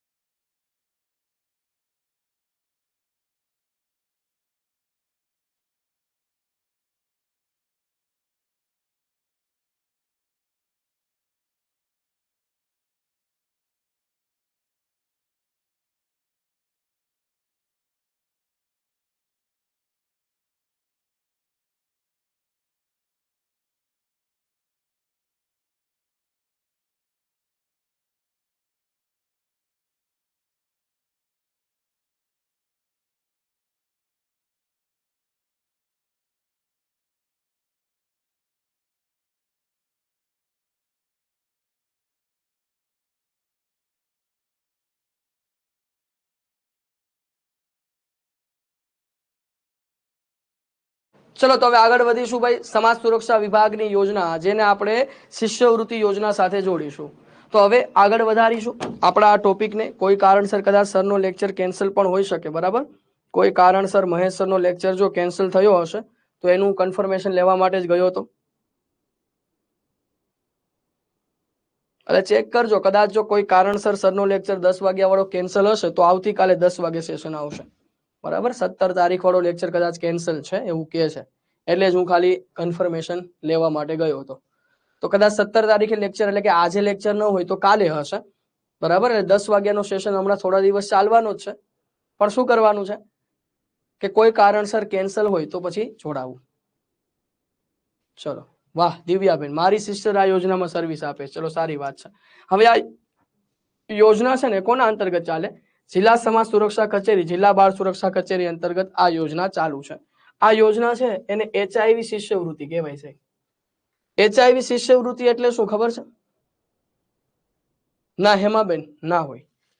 તો HIV શિષ્યવૃત્તિ એટલે જે વિદ્યાર્થી HIV ગ્રસ્ત છે, કોઈ વિદ્યાર્થીને HIV નો ગંભીર રોગ થયેલો છે, તો HIV નો ગંભીર રોગ થયો હોય તો એને છે એ સહાય મળે. જો HIV ગ્રસ્ત બાળકો, સહાય ગમે તેને મળશે, પણ એ બાળકને HIV એટલે કે આ રોગ થયેલો હોય, જો રોગ આ થયેલો છે તો એને કેટલા રૂપિયા કયા ધોરણમાં મળે સમજો. ધોરણ 1 થી 5 માં કોઈ વિદ્યાર્થી છે જેને HIV થયો છે તો એને વાર્ષિક વર્ષમાં 2000 રૂપિયા મળશે. ધોરણ 6 થી 10 નો વિદ્યાર્થી હોય તો 2500 રૂપિયા વર્ષમાં મળશે. 10 થી 12 નો હોય તો 4000 રૂપિયા, 10 થી 12 હોય તો 10,000. આ પાછું જો બે અલગ અલગ છે, હોસ્ટેલર માટે અને સામાન્ય બાળક. ઘરે રહીને જે ભણે છે, ઘરે રહીને જે ભણે છે ને 4000 રૂપિયા, હોસ્ટેલમાં રહીને ભણતો હોય તો 10,000 રૂપિયા. તો HIV ગ્રસ્ત બાળકોને શું લાભ મળે?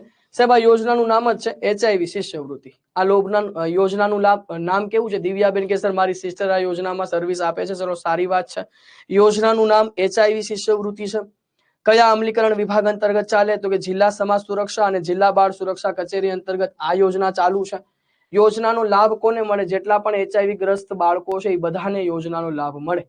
અને એમાં 1 થી 5 નો વિદ્યાર્થી હોય તો 2000 મળે, 6 થી 10 માં 2500 મળે, 10 થી 12 માં 4000 અને 10 થી 12 નો વિદ્યાર્થી જો હોસ્ટેલમાં રહીને ભણતો હોય તો 10000 મળે. એ સિવાય જુઓ BA કે BCom કરે છે, BA BCom કરતો હોય તો એના માટે આટલી વસ્તુ. ડે સ્કોલર એટલે ઘરે રહીને ભણતો હોય અને હોસ્ટેલર એટલે કે હોસ્ટેલમાં ભણતો હોય. તો જે વિદ્યાર્થી ઘરે રહીને ભણે છે એને ડે સ્કોલર કહેવાય. એને 6000 રૂપિયાની સહાય મળે. BA કરતો હોય, BCom કરતો હોય કે BSc કરતો હોય.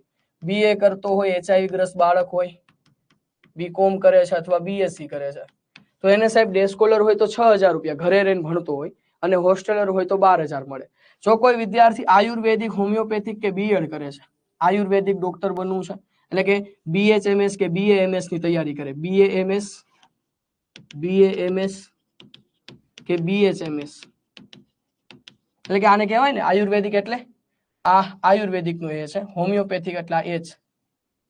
બરાબર. તો સાહેબ આયુર્વેદિક કે હોમિયોપેથિક અથવા તો આપણું BEd, તો આવું કોઈ પણ કોર્સ કરી રહ્યો છે ને અને એને HIV છે અથવા તો BE કરે છે કે BTech કરે છે કે LLB કરે છે, MBA કરે છે કે ડિપ્લોમા કરે છે, આમાંથી કોઈ પણ કોર્સ કરતો હોય ayurvedic, homeopathic, BEd, BE, BTech, LLB, MBA, diploma કોઈ પણ કોર્સ હોય તો સાહેબ એમાં ડે સ્કોલર એટલે કે જે ઘરે રહીને ભણે છે ને 10000 રૂપિયા મળે અને હોસ્ટેલમાં રહીને ભણે છે તો એને 16000 રૂપિયા મળવા પાત્ર થાય.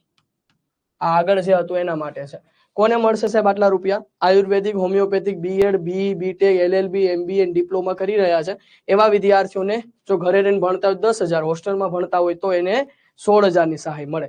પછી સાહેબ કોઈ MSc કે MPhil કરે છે, LLM કે MA, હવે તો MPhil નાબૂદ થઈ ગયું, NEP લાગુ પડી એટલે MPhil ને શું કરી દીધું? નાબૂદ કરી દીધું છે. તો MSc, MPhil તો પેલા હતું પણ હવે નાબૂદ થઈ ગયું. પછી LLM, MEd કરે તો એની અંદર ઘરે રહીને ભણતો હોય તો 10000 રૂપિયા, હોસ્ટેલમાં રહીને ભણતો હોય તો 16000. આની જેવું જ છે, જો આની જેવું જ છે, 10000 16000 10000 16000 એટલે એક સાથે પણ લખી શકાય, એક સાથે પણ લખી શકાય. જો ફરીવાર HIV ગ્રસ્ત બાળક 1 થી 5 માં 2000 રૂપિયાની સહાય મળે છે, 6 થી 10 માં 2500 રૂપિયાની સહાય મળે છે, 10 થી 12 માં 4000 અને એ પણ ઘરે રહીને ભણતો હોય તો, 10 થી 12 માં હોસ્ટેલમાં રહીને ભણે તો 10000 ની સહાય મળશે. પછી BA BCom BSc કર્યું છે તો ઘરે રહીને ભણે 6000 ની સહાય, હોસ્ટેલમાં ભણે તો 12000 ની. આ સિવાય કાંઈ પણ કર્યું હોય, આ સિવાય કાંઈ પણ કર્યું હોય ayurvedic, homeopathic, BEd, BE, BTech, LLB, MBA, diploma કે પછી MSc, MPhil, LLM, MEd તો એ બધાને 10000 ડે સ્કોલર ને 16000 હોસ્ટેલર ને, 10000 ને 16000. ડન. તો આટલી બાબતો યાદ રાખીશું. આ બધા HIV ગ્રસ્ત બાળકો છે અને આ શિષ્યવૃત્તિને HIV શિષ્યવૃત્તિ યોજના તરીકે ઓળખવામાં આવે છે. ડન. તો સાહેબ આપણે આ કોલેજ સુધીની બધી વાત કરી પણ આપણે જે વિદ્યાર્થીને ભણાવશું 1 થી 12 ના વિદ્યાર્થી હશે એટલે તમારે ખાસ આને યાદ રાખવાનું. 1 થી 5 માં 2000 મળે, 6 થી 10 માં 2500 મળે, 10 થી 12 માં 4000, 10 થી 12 માં હોસ્ટેલમાં રહીને ભણે તો 10000. આપણા માટે અગત્યનું છે. પણ આ સિવાય કોલેજ લેવલનું પણ આની અંદર છે એ માહિતી આપેલી છે, પણ તમને જો પૂછે તો સ્કૂલ લેવલનું પૂછશે 1 થી 12 ધોરણ સુધીનું. HIV ગ્રસ્ત બાળકોને કેટલા રૂપિયાની સહાય મળે પૂછવું હોય તો અહીંથી પ્રશ્ન બની શકે. ચલો હવે આગળ વધીશું. ચલો અહીંયા સુધી ક્લિયર કટ સમજાણું હોય તો એકવાર કમેન્ટ બોક્સમાં યસ કરજો. અને આપણા મહેશ સરનો લેક્ચર 10 વાગે આવે છે પણ કોઈ કારણસર સમજો કે મહેશ સર સેશન લઈ શકે એમ ન હોય, સમજો કે કોઈ કારણસર એનું કોઈ બીજું શેડ્યુલ હોય, કોઈ બીજી બેચમાં પણ અત્યારે સાહેબના લેક્ચર હોય તો અત્યારે યુટ્યુબનો લેક્ચર કદાચ આગળ પાછળ થઈ શકે. એટલે કે આજે 10 વાગેનો લેક્ચર કાલે 10 વાગે લે, કાલે 10 વાગે હોય તો પરમદી 10 વાગે લઈ શકે. એટલે થોડું કોઓપરેટ કરતા શીખવાનું. બરાબર. મહેશ સરનું શેડ્યુલ બહુ અઘરું હોય છે સાહેબ. અમારે પણ વાત કરવી હોય તો ઘણીવાર સાહેબ એટલા બધા લેક્ચર્સની અંદર બિઝી હોય છે અને એટલું બધું છે મેનેજમેન્ટની અંદર બિઝી હોય એટલે આપણે અમુક લેક્ચર્સ છે, અમુક લેક્ચર છે સરના ઘણીવાર છે એ ડિલીટ કરવા પડતા હોય છે પણ એ લેક્ચરો સર છે એ બીજી વાર લઈ લે છે એટલે થોડું એટલું કોઓપરેટ કરતા રહેજો. ડન. ચલો હવે યોજનાનું નામ સંકટ મોચન. આ પણ પ્રશ્ન એકવાર પૂછાઈ ગયો. સંકટ મોચન એટલે કે રાષ્ટ્રીય કુટુંબ સહાય યોજના. સંકટ મોચન સાહેબ જિલ્લા સમાજ સુરક્ષા અને તાલુકા મામલતદાર શ્રીઓની સત્તા અંતર્ગત આ યોજના ચાલે છે અને સંકટ મોચન યોજના અથવા રાષ્ટ્રીય કુટુંબ સહાય યોજના કહે છે.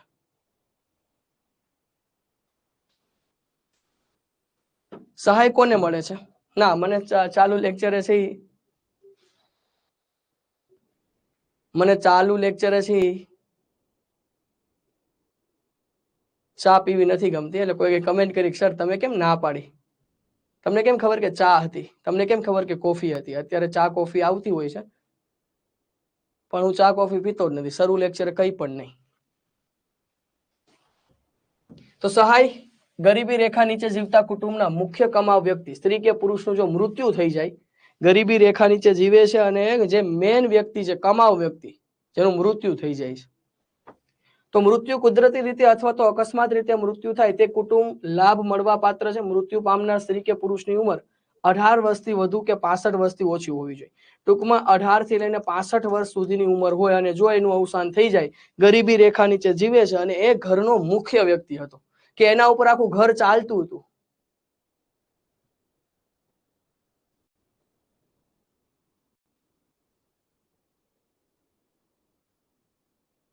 ઓકે, રગે રગથી તમને ઓળખીએ છીએ, સંબંધ બંધાઈ ગયો. ચાલો, સારી વાત છે. તો આજે થોડો ઉત્સાહ ઓછો છે, એનું કારણ પણ એવું છે, થોડું આજે થોડી જે હેલ્થ છે એ હેલ્થ પ્રોબ્લેમ થોડો તમને દેખાતો હશે. બાકી તો આપણા લેક્ચરની નામ ધડબડાટી જ હોય, પણ આજે થોડું શું છે કે થોડુંક આમ મજા જેવું નથી. આજે બુખાર તાવ ભરાઈ ગયેલો છે, છતાં હું તમારો લેક્ચર રહું છું. તમે આમ જુઓ તો ખબર પડે કે ફૂલ ગરમ બોડી થઈ ગઈ છે, ફૂલ તાવ છે અત્યારે, તો લેક્ચર અત્યારે ચાલુ છે તમારું.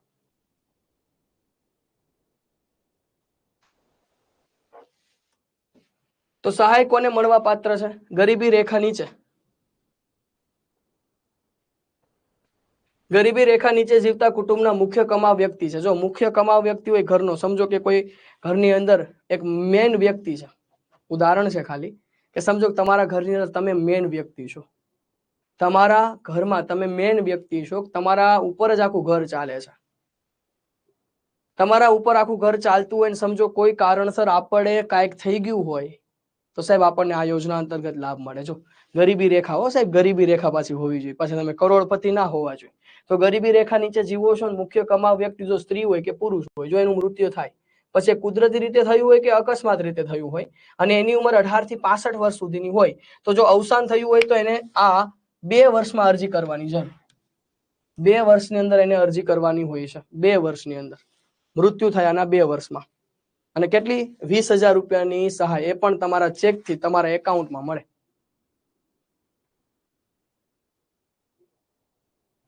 બરાબર? તો 20,000 રૂપિયા મળે. સાહેબ, આ યોજનાનું નામ કેવું? સંકટ મોચન રાષ્ટ્રીય કુટુંબ સહાય યોજના. સાહેબ, શું છે આ યોજના? કોના અંતર્ગત ચાલે? જિલ્લા સમાજ સુરક્ષા તાલુકા મામલતદાર શ્રીની સત્તા હેઠળ ગરીબી રેખા નીચે જીવતા કુટુંબનો જે મુખ્ય કમાવ વ્યક્તિ સ્ત્રી હોય કે પુરુષ હોય, એનું જો અહીંયા મૃત્યુ થઈ જાય છે, પછી આકસ્મિક રીતે થાય કે કુદરતી રીતે થાય, જો એનું મૃત્યુ થઈ જતું હોય, તો એ જે વ્યક્તિ છે એ 18 થી 65 વર્ષની ઉંમર ધરાવે છે, તો એને અહીંયા લાભ મળવા પાત્ર છે. એને 2 વર્ષની અંદર અરજી કરવી પડે, મૃત્યુ થયાના 2 વર્ષની અંદર. અને કેટલા રૂપિયા મળે? 20,000 રૂપિયા. અને સંકટ મોચન યોજના કહેવાય.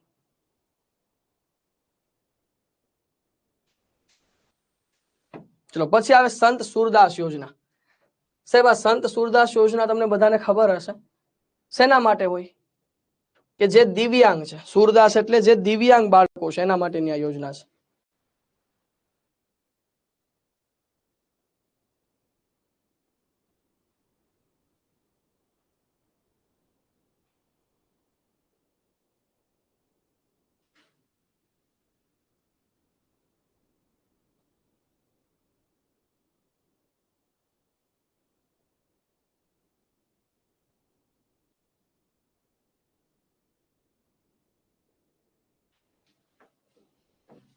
યસ, જે દિવ્યાંગ છે, અંધ છે, જે અંધ હોય, જેને આંખો નથી, એને સુરદાસ કહેવાય. તો આ સંત સુરદાસ યોજના છે, જિલ્લા સમાજ સુરક્ષા કચેરી અંતર્ગત ચાલે છે. આ યોજના છે દિવ્યાંગજનોની આર્થિક દરકાર કરવામાં આવે. જે દિવ્યાંગ છે, બરાબર, એ દિવ્યાંગ બાળકો માટે આ સંત સુરદાસ યોજના ચાલુ છે. 80% કે તેથી વધુ દિવ્યાંગતા ધરાવતા 0 થી 17 વર્ષ સુધીના બીપીએલ યાદીમાં 0 થી 20 ના સ્કોરમાં સમાવિષ્ટ હોય એવા દિવ્યાંગ લાભાર્થીને માસિક એટલે કે મહિનામાં 1,000 રૂપિયાની સહાય મળે છે. કેટલી ભાઈ? માસિક 1,000 રૂપિયાની સહાય મળે છે. માસિક 1,000 રૂપિયાની સહાય છે એને આપવામાં આવે છે.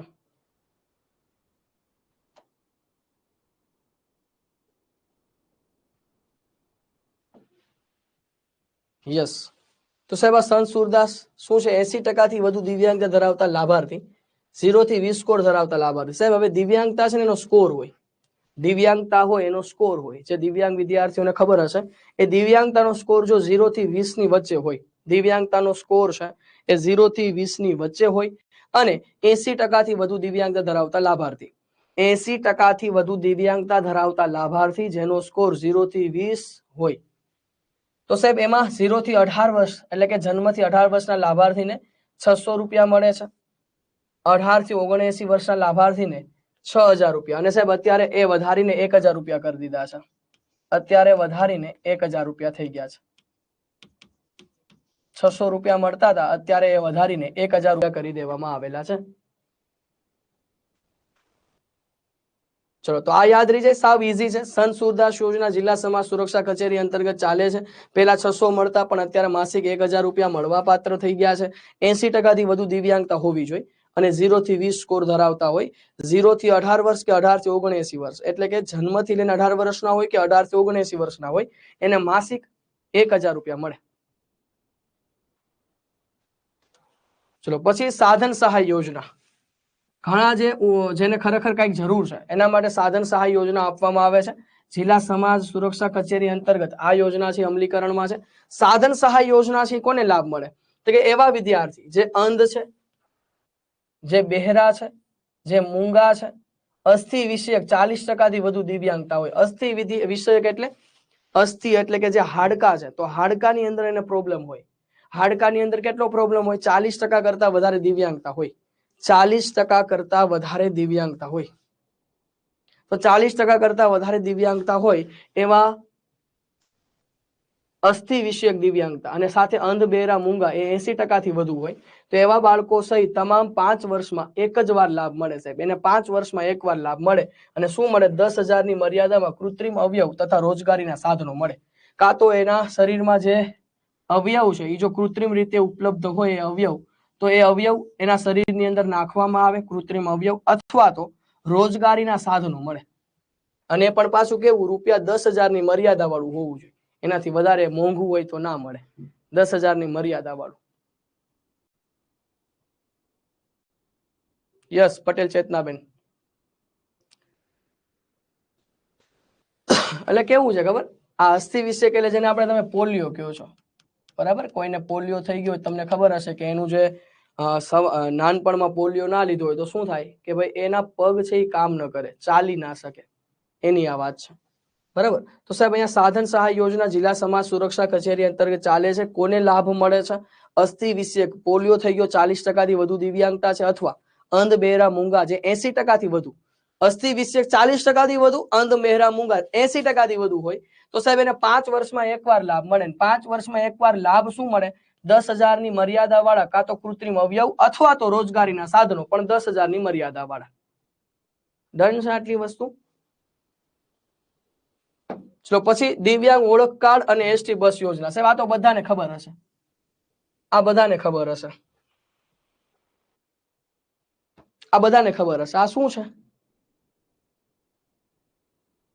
ઓકે સરિતાબેન, માફ કરજો, સરિતાબેન ને પોલિયો છે. ઓકે સરિતાબેન, જો આમાં જેટલી યોજના આપણે ભણ્યા ને, દરેક યોજના સાથે આપણા બેચના સ્ટુડન્ટો જોડાયેલા છે.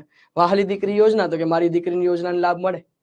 સહાય યોજના, પછી કન્યા કેળવણી યોજના, વિદ્યાલક્ષ્મી બોર્ડ યોજના, સુકન્યા યોજના, મોડેલ એકલવ્ય સ્કૂલ, તો કે મેં જોબ કરેલી છે. એટલે સાહેબ આપણી આ જેટલી યોજના તમે ભણો છો ને, આમાંથી કોઈક ને કોઈક આ યોજના સાથે જોડાયેલું છે. આપણી એપ્લિકેશનના સ્ટુડન્ટો જ છે કે આપણી આ દરેક જેટલી યોજના ભણ્યા એમાં કોઈક તો એવી કમેન્ટ કરે, સર આ યોજના સાથે હું જોડાયેલો છું. સારી વાત છે. આના પરથી ખબર પડે કે આ બધી યોજના આપણા માટે મહત્વની છે. યસ, તો હવે તમને ખબર પડી કે દિવ્યાંગ ઓળખ કાર્ડ એટલે સાહેબ એસટી બસ પાસ યોજના, ફ્રી પાસ. જે જગ્યાએ જવું હોય ત્યાં જઈ શકાય. ગુજરાતની અંદર તમારે એસટી ની સવારી કરવી છે અને જે જગ્યાએ જવું છે ત્યાં તમે જઈ શકો. જે જગ્યાએ જવું હોય ત્યાં તમે જઈ શકો. જિલ્લા સમાજ સુરક્ષા અંતર્ગત ચાલે છે. આ એનું આઈ કાર્ડ છે, બરાબર? આ એનું આઈ કાર્ડ છે જેમાં ડેટ લખી હોય, ક્યાંથી ક્યાં સુધી. એની ડિસેબિલિટી શું છે? બ્લાઇન્ડનેસ છે, જોઈ શકતા નથી. તો કોઈ પણ દિવ્યાંગ ધરાવતા વ્યક્તિ હોય એને આ યુનિક ડિસેબિલિટી આઈડી આપવામાં આવે. શું આપવામાં આવે? યુનિક ડિસેબિલિટી આઈડી, દિવ્યાંગ ઓળખ કાર્ડ જેને કહેવાય. તો સાહેબ એમાં કોને સહાય મળે? અસ્થિ વિષયક 40% વધુ, એટલે જેને પોલિયો થઈ ગયો છે 40% વધુ એને પ્રશ્ન હોય, અંધ કે બહેરા માટે 80% વધુ, અને મંદ બુદ્ધિ હોય તો 50% વધુ આઈક્યુ ધરાવનાર.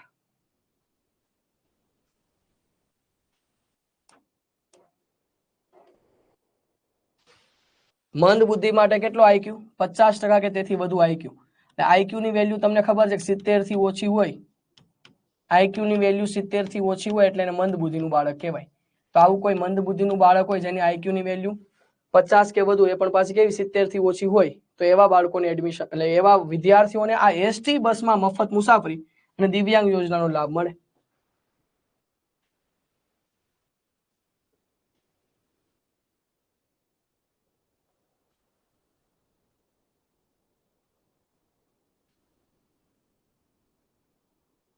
ઓકે, તો સાહેબ આ છે દિવ્યાંગ ઓળખ કાર્ડ અને એસટી બસ પાસ યોજના જિલ્લા સમાજ સુરક્ષા અંતર્ગત ચાલે છે. અસ્થિ વિષયક 40% થી વધુ, અંધ બહેરા માટે 80% થી વધુ, મંદ બુદ્ધિ માટે 50% થી વધુ, આઈક્યુ છે એ ઓછો હોય 70 થી ઓછો, એટલે મંદ બુદ્ધિના બાળક હોય તો ગુજરાતમાં કોઈ પણ જગ્યાએ જવું હોય એસટી બસમાં એને મફત મુસાફરી મળે જો એની પાસે આ આઈ કાર્ડ હોય તો, અને દિવ્યાંગ યોજનાનો લાભ પણ મળશે. પછી આવશે દિવ્યાંગ વિદ્યાર્થીને દિવ્યાંગ શિષ્યવૃત્તિ. સાહેબ કોઈ દિવ્યાંગ વિદ્યાર્થી હોય તો એને દિવ્યાંગ શિષ્યવૃત્તિ પણ મળે જિલ્લા સમાજ સુરક્ષા અધિકારીની કચેરી અંતર્ગત. કોઈ દિવ્યાંગ વિદ્યાર્થી છે તો એને દિવ્યાંગ શિષ્યવૃત્તિ યોજના પણ મળવા પાત્ર થાય છે. દિવ્યાંગ વિદ્યાર્થીને દિવ્યાંગ શિષ્યવૃત્તિ યોજના મળે. દિવ્યાંગ વિદ્યાર્થીને દિવ્યાંગ શિષ્યવૃત્તિ યોજના મળે. કોને સહાય મળે? અભ્યાસ કરતો હોય એવો કોઈ પણ વિદ્યાર્થી કે જેની દિવ્યાંગતા 40% થી ઓછી હોય, દિવ્યાંગતા ભેગું લખેલું છે દિવ્યાંગતા, તો 40% થી ઓછી હોય, છેલ્લી વાર્ષિક પરીક્ષામાં ઓછામાં ઓછા 40% ગુણથી ઉત્તીર્ણ હોવો જોઈએ. સાહેબ છેલ્લી કોઈ પણ પરીક્ષામાં 40% કરતા વધારે ગુણ મળેલા હોય, ઓછામાં ઓછા, એટલે 40% ઓછામાં ઓછા, એનાથી વધારે મળેલા હોવા જોઈએ. જે તે અભ્યાસક્રમમાં હાજરીની સંતોષકારક નિયમિતતા હોય. સાહેબ નિયમિત હોય તો જ લાભ મળે ને, બાકી તો કેવું છે કે કોઈ વિદ્યાર્થી છે રૂબરૂ ભણતો તો હોય પણ કેવું થાય કે એ વિદ્યાર્થી છે ને રેગ્યુલર ન હોય, એ વિદ્યાર્થીને 40% માંડ માંડ આવતા હોય તો એને લાભ ન મળે. થોડું તો હોશિયાર હોવું જોઈએ, 40% એટલે પાસિંગ રેશિયો તો હોવો જોઈએ. તો સાહેબ શું લખ્યું છે કે દિવ્યાંગ વિદ્યાર્થીને દિવ્યાંગ શિષ્યવૃત્તિ મળે. આ દિવ્યાંગ વિદ્યાર્થીને દિવ્યાંગ શિષ્યવૃત્તિ જિલ્લા સમાજ સુરક્ષા અધિકારીની કચેરી અંતર્ગત મળે. અભ્યાસ કરતો હોય દિવ્યાંગ વિદ્યાર્થી, એ દિવ્યાંગતા એની 40% થી ઓછી હોય, છેલ્લી વાર્ષિક પરીક્ષામાં ઓછામાં ઓછા 40% ગુણથી ઉત્તીર્ણ થયેલો હોય, અને અભ્યાસક્રમમાં પણ એ રેગ્યુલર સંતોષકારક રીતે નિયમિત હોવો જોઈએ. લાભ કેટલો મળે? ધોરણ 1 થી 8 માં અભ્યાસ કરતો હોય તો 1000 મળે, 9 કે તેથી ઉપર અભ્યાસ કરતો હોય તો 1500 થી 5000 સુધી. એ ધોરણ જોવું પડે, 9મું ભણે, 10મું ભણે, 11મું ભણે તો એની જરૂરિયાત પ્રમાણે 1500 થી 5000 સુધીની સહાય મળે છે દિવ્યાંગ બાળકો માટેની. આ દિવ્યાંગ યોજના છે. પછી સાહેબ આવશે સ્પોન્સરશિપ યોજના. આપણી આજની છેલ્લી યોજના ભણી લઈએ પછી આપણે લેક્ચર પૂર્ણ કરીશું. સ્પોન્સરશિપ યોજના, તો આ યોજના પણ જિલ્લા સમાજ સુરક્ષાની કચેરી અંતર્ગત ચાલે છે. સ્પોન્સરશિપ યોજના કોના અંતર્ગત ચાલે? એકવાર મળે કિશનભાઈ. તો સ્પોન્સરશિપ યોજના જિલ્લા સમાજ સુરક્ષા કચેરી અંતર્ગત ચાલે. આ સહાય કોને મળે? એક વાલીવાળા જરૂરિયાતમંદ બાળકો, 0 થી 18 વર્ષનું બાળક હોવું જોઈએ, બાળક 6 માસ ચિલ્ડ્રન હોમમાં રહેલું હોવું જોઈએ. સાહેબ કેટલી સહાય મળે જો? સહાયનું નામ પહેલા જો, સ્પોન્સરશિપ. સ્પોન્સરશિપ સ્પોન્સરશિપ યોજના કોના અંતર્ગત ચાલે? જિલ્લા સમાજ સુરક્ષાની કચેરી. જો સાહેબ બે હોય વાલી, મમ્મી પપ્પા, એમાંથી એક છે એનું અવસાન થઈ ગયું હોય એટલે એક જ વાલી હોય, 0 થી 18 વર્ષનું એ બાળક હોય, અને બાળક 6 માસ સુધી ક્યાં રહેલું હોવું જોઈએ? ચિલ્ડ્રન હોમમાં રહેલું હોવું જોઈએ.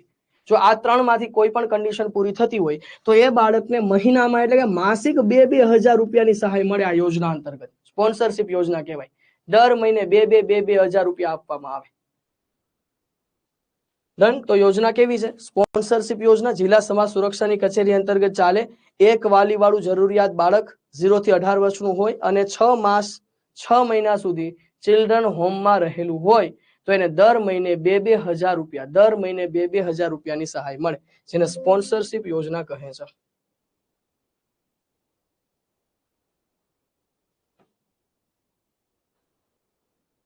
ચલો બાકીની યોજના આપણે નેક્સ્ટ લેક્ચરમાં રાખીશું.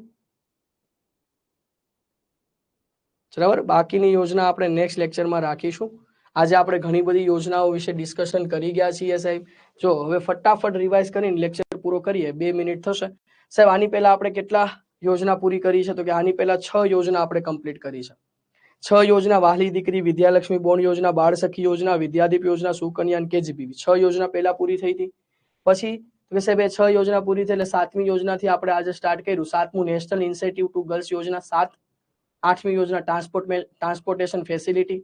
9મી યોજના છે National Institute of Open Schooling. 10મી યોજના એકલવ્ય મોડેલ રેસિડેન્શિયલ શાળા EMRS. પછી અલ્પ સાક્ષરતા 10 યોજના. પછી મોડેલ શાળા 11મી યોજના. 12મી HIV શિષ્યવૃત્તિ. 13મી સંકટ મોચન. 14મી સંત સુરદાસ યોજના. 15મી સાધન સહાય યોજના. 16મી દિવ્યાંગ ઓળખ કાર્ડ. 17મી દિવ્યાંગ વિદ્યાર્થીને દિવ્યાંગ શિષ્યવૃત્તિ. 18મી સ્પોન્સરશિપ યોજના. 18 યોજના પૂરી કરી વાલા વિદ્યાર્થી મિત્રો. 18 યોજના પૂરી થઈ. 6 પહેલા ભણ્યા હતા, આજે ભણ્યા. આજે 6 પહેલા ભણ્યા હતા, 12 આજે ભણ્યા. ટોટલ 18 યોજના પૂર્ણ થાય છે. આપણે હજુ 60+ યોજના પૂરી કરવી છે, જે તમારી પરીક્ષા માટે મહત્વની છે. આપણે હજી 60+ યોજના ભણીશું. હજી 18 યોજના કમ્પ્લીટ થઈ. ચલો તો આજના સેશનને અહીંયા સુધી રાખીએ છીએ. જો કદાચ 10 વાગ્યે આપણા મહેશ સરનું સેશન યુટ્યુબ ઉપર હોય તો જ્ઞાન લાઈવ શિક્ષણ યુટ્યુબ ચેનલ પર જોડાઈ જજો. જો સેશન ન હોય તો પછી આરામ કરજો. તો કરીએ છીએ. કાંઈ પણ ક્વેરી હોય, કાંઈ પણ પ્રશ્ન હોય તો કમેન્ટ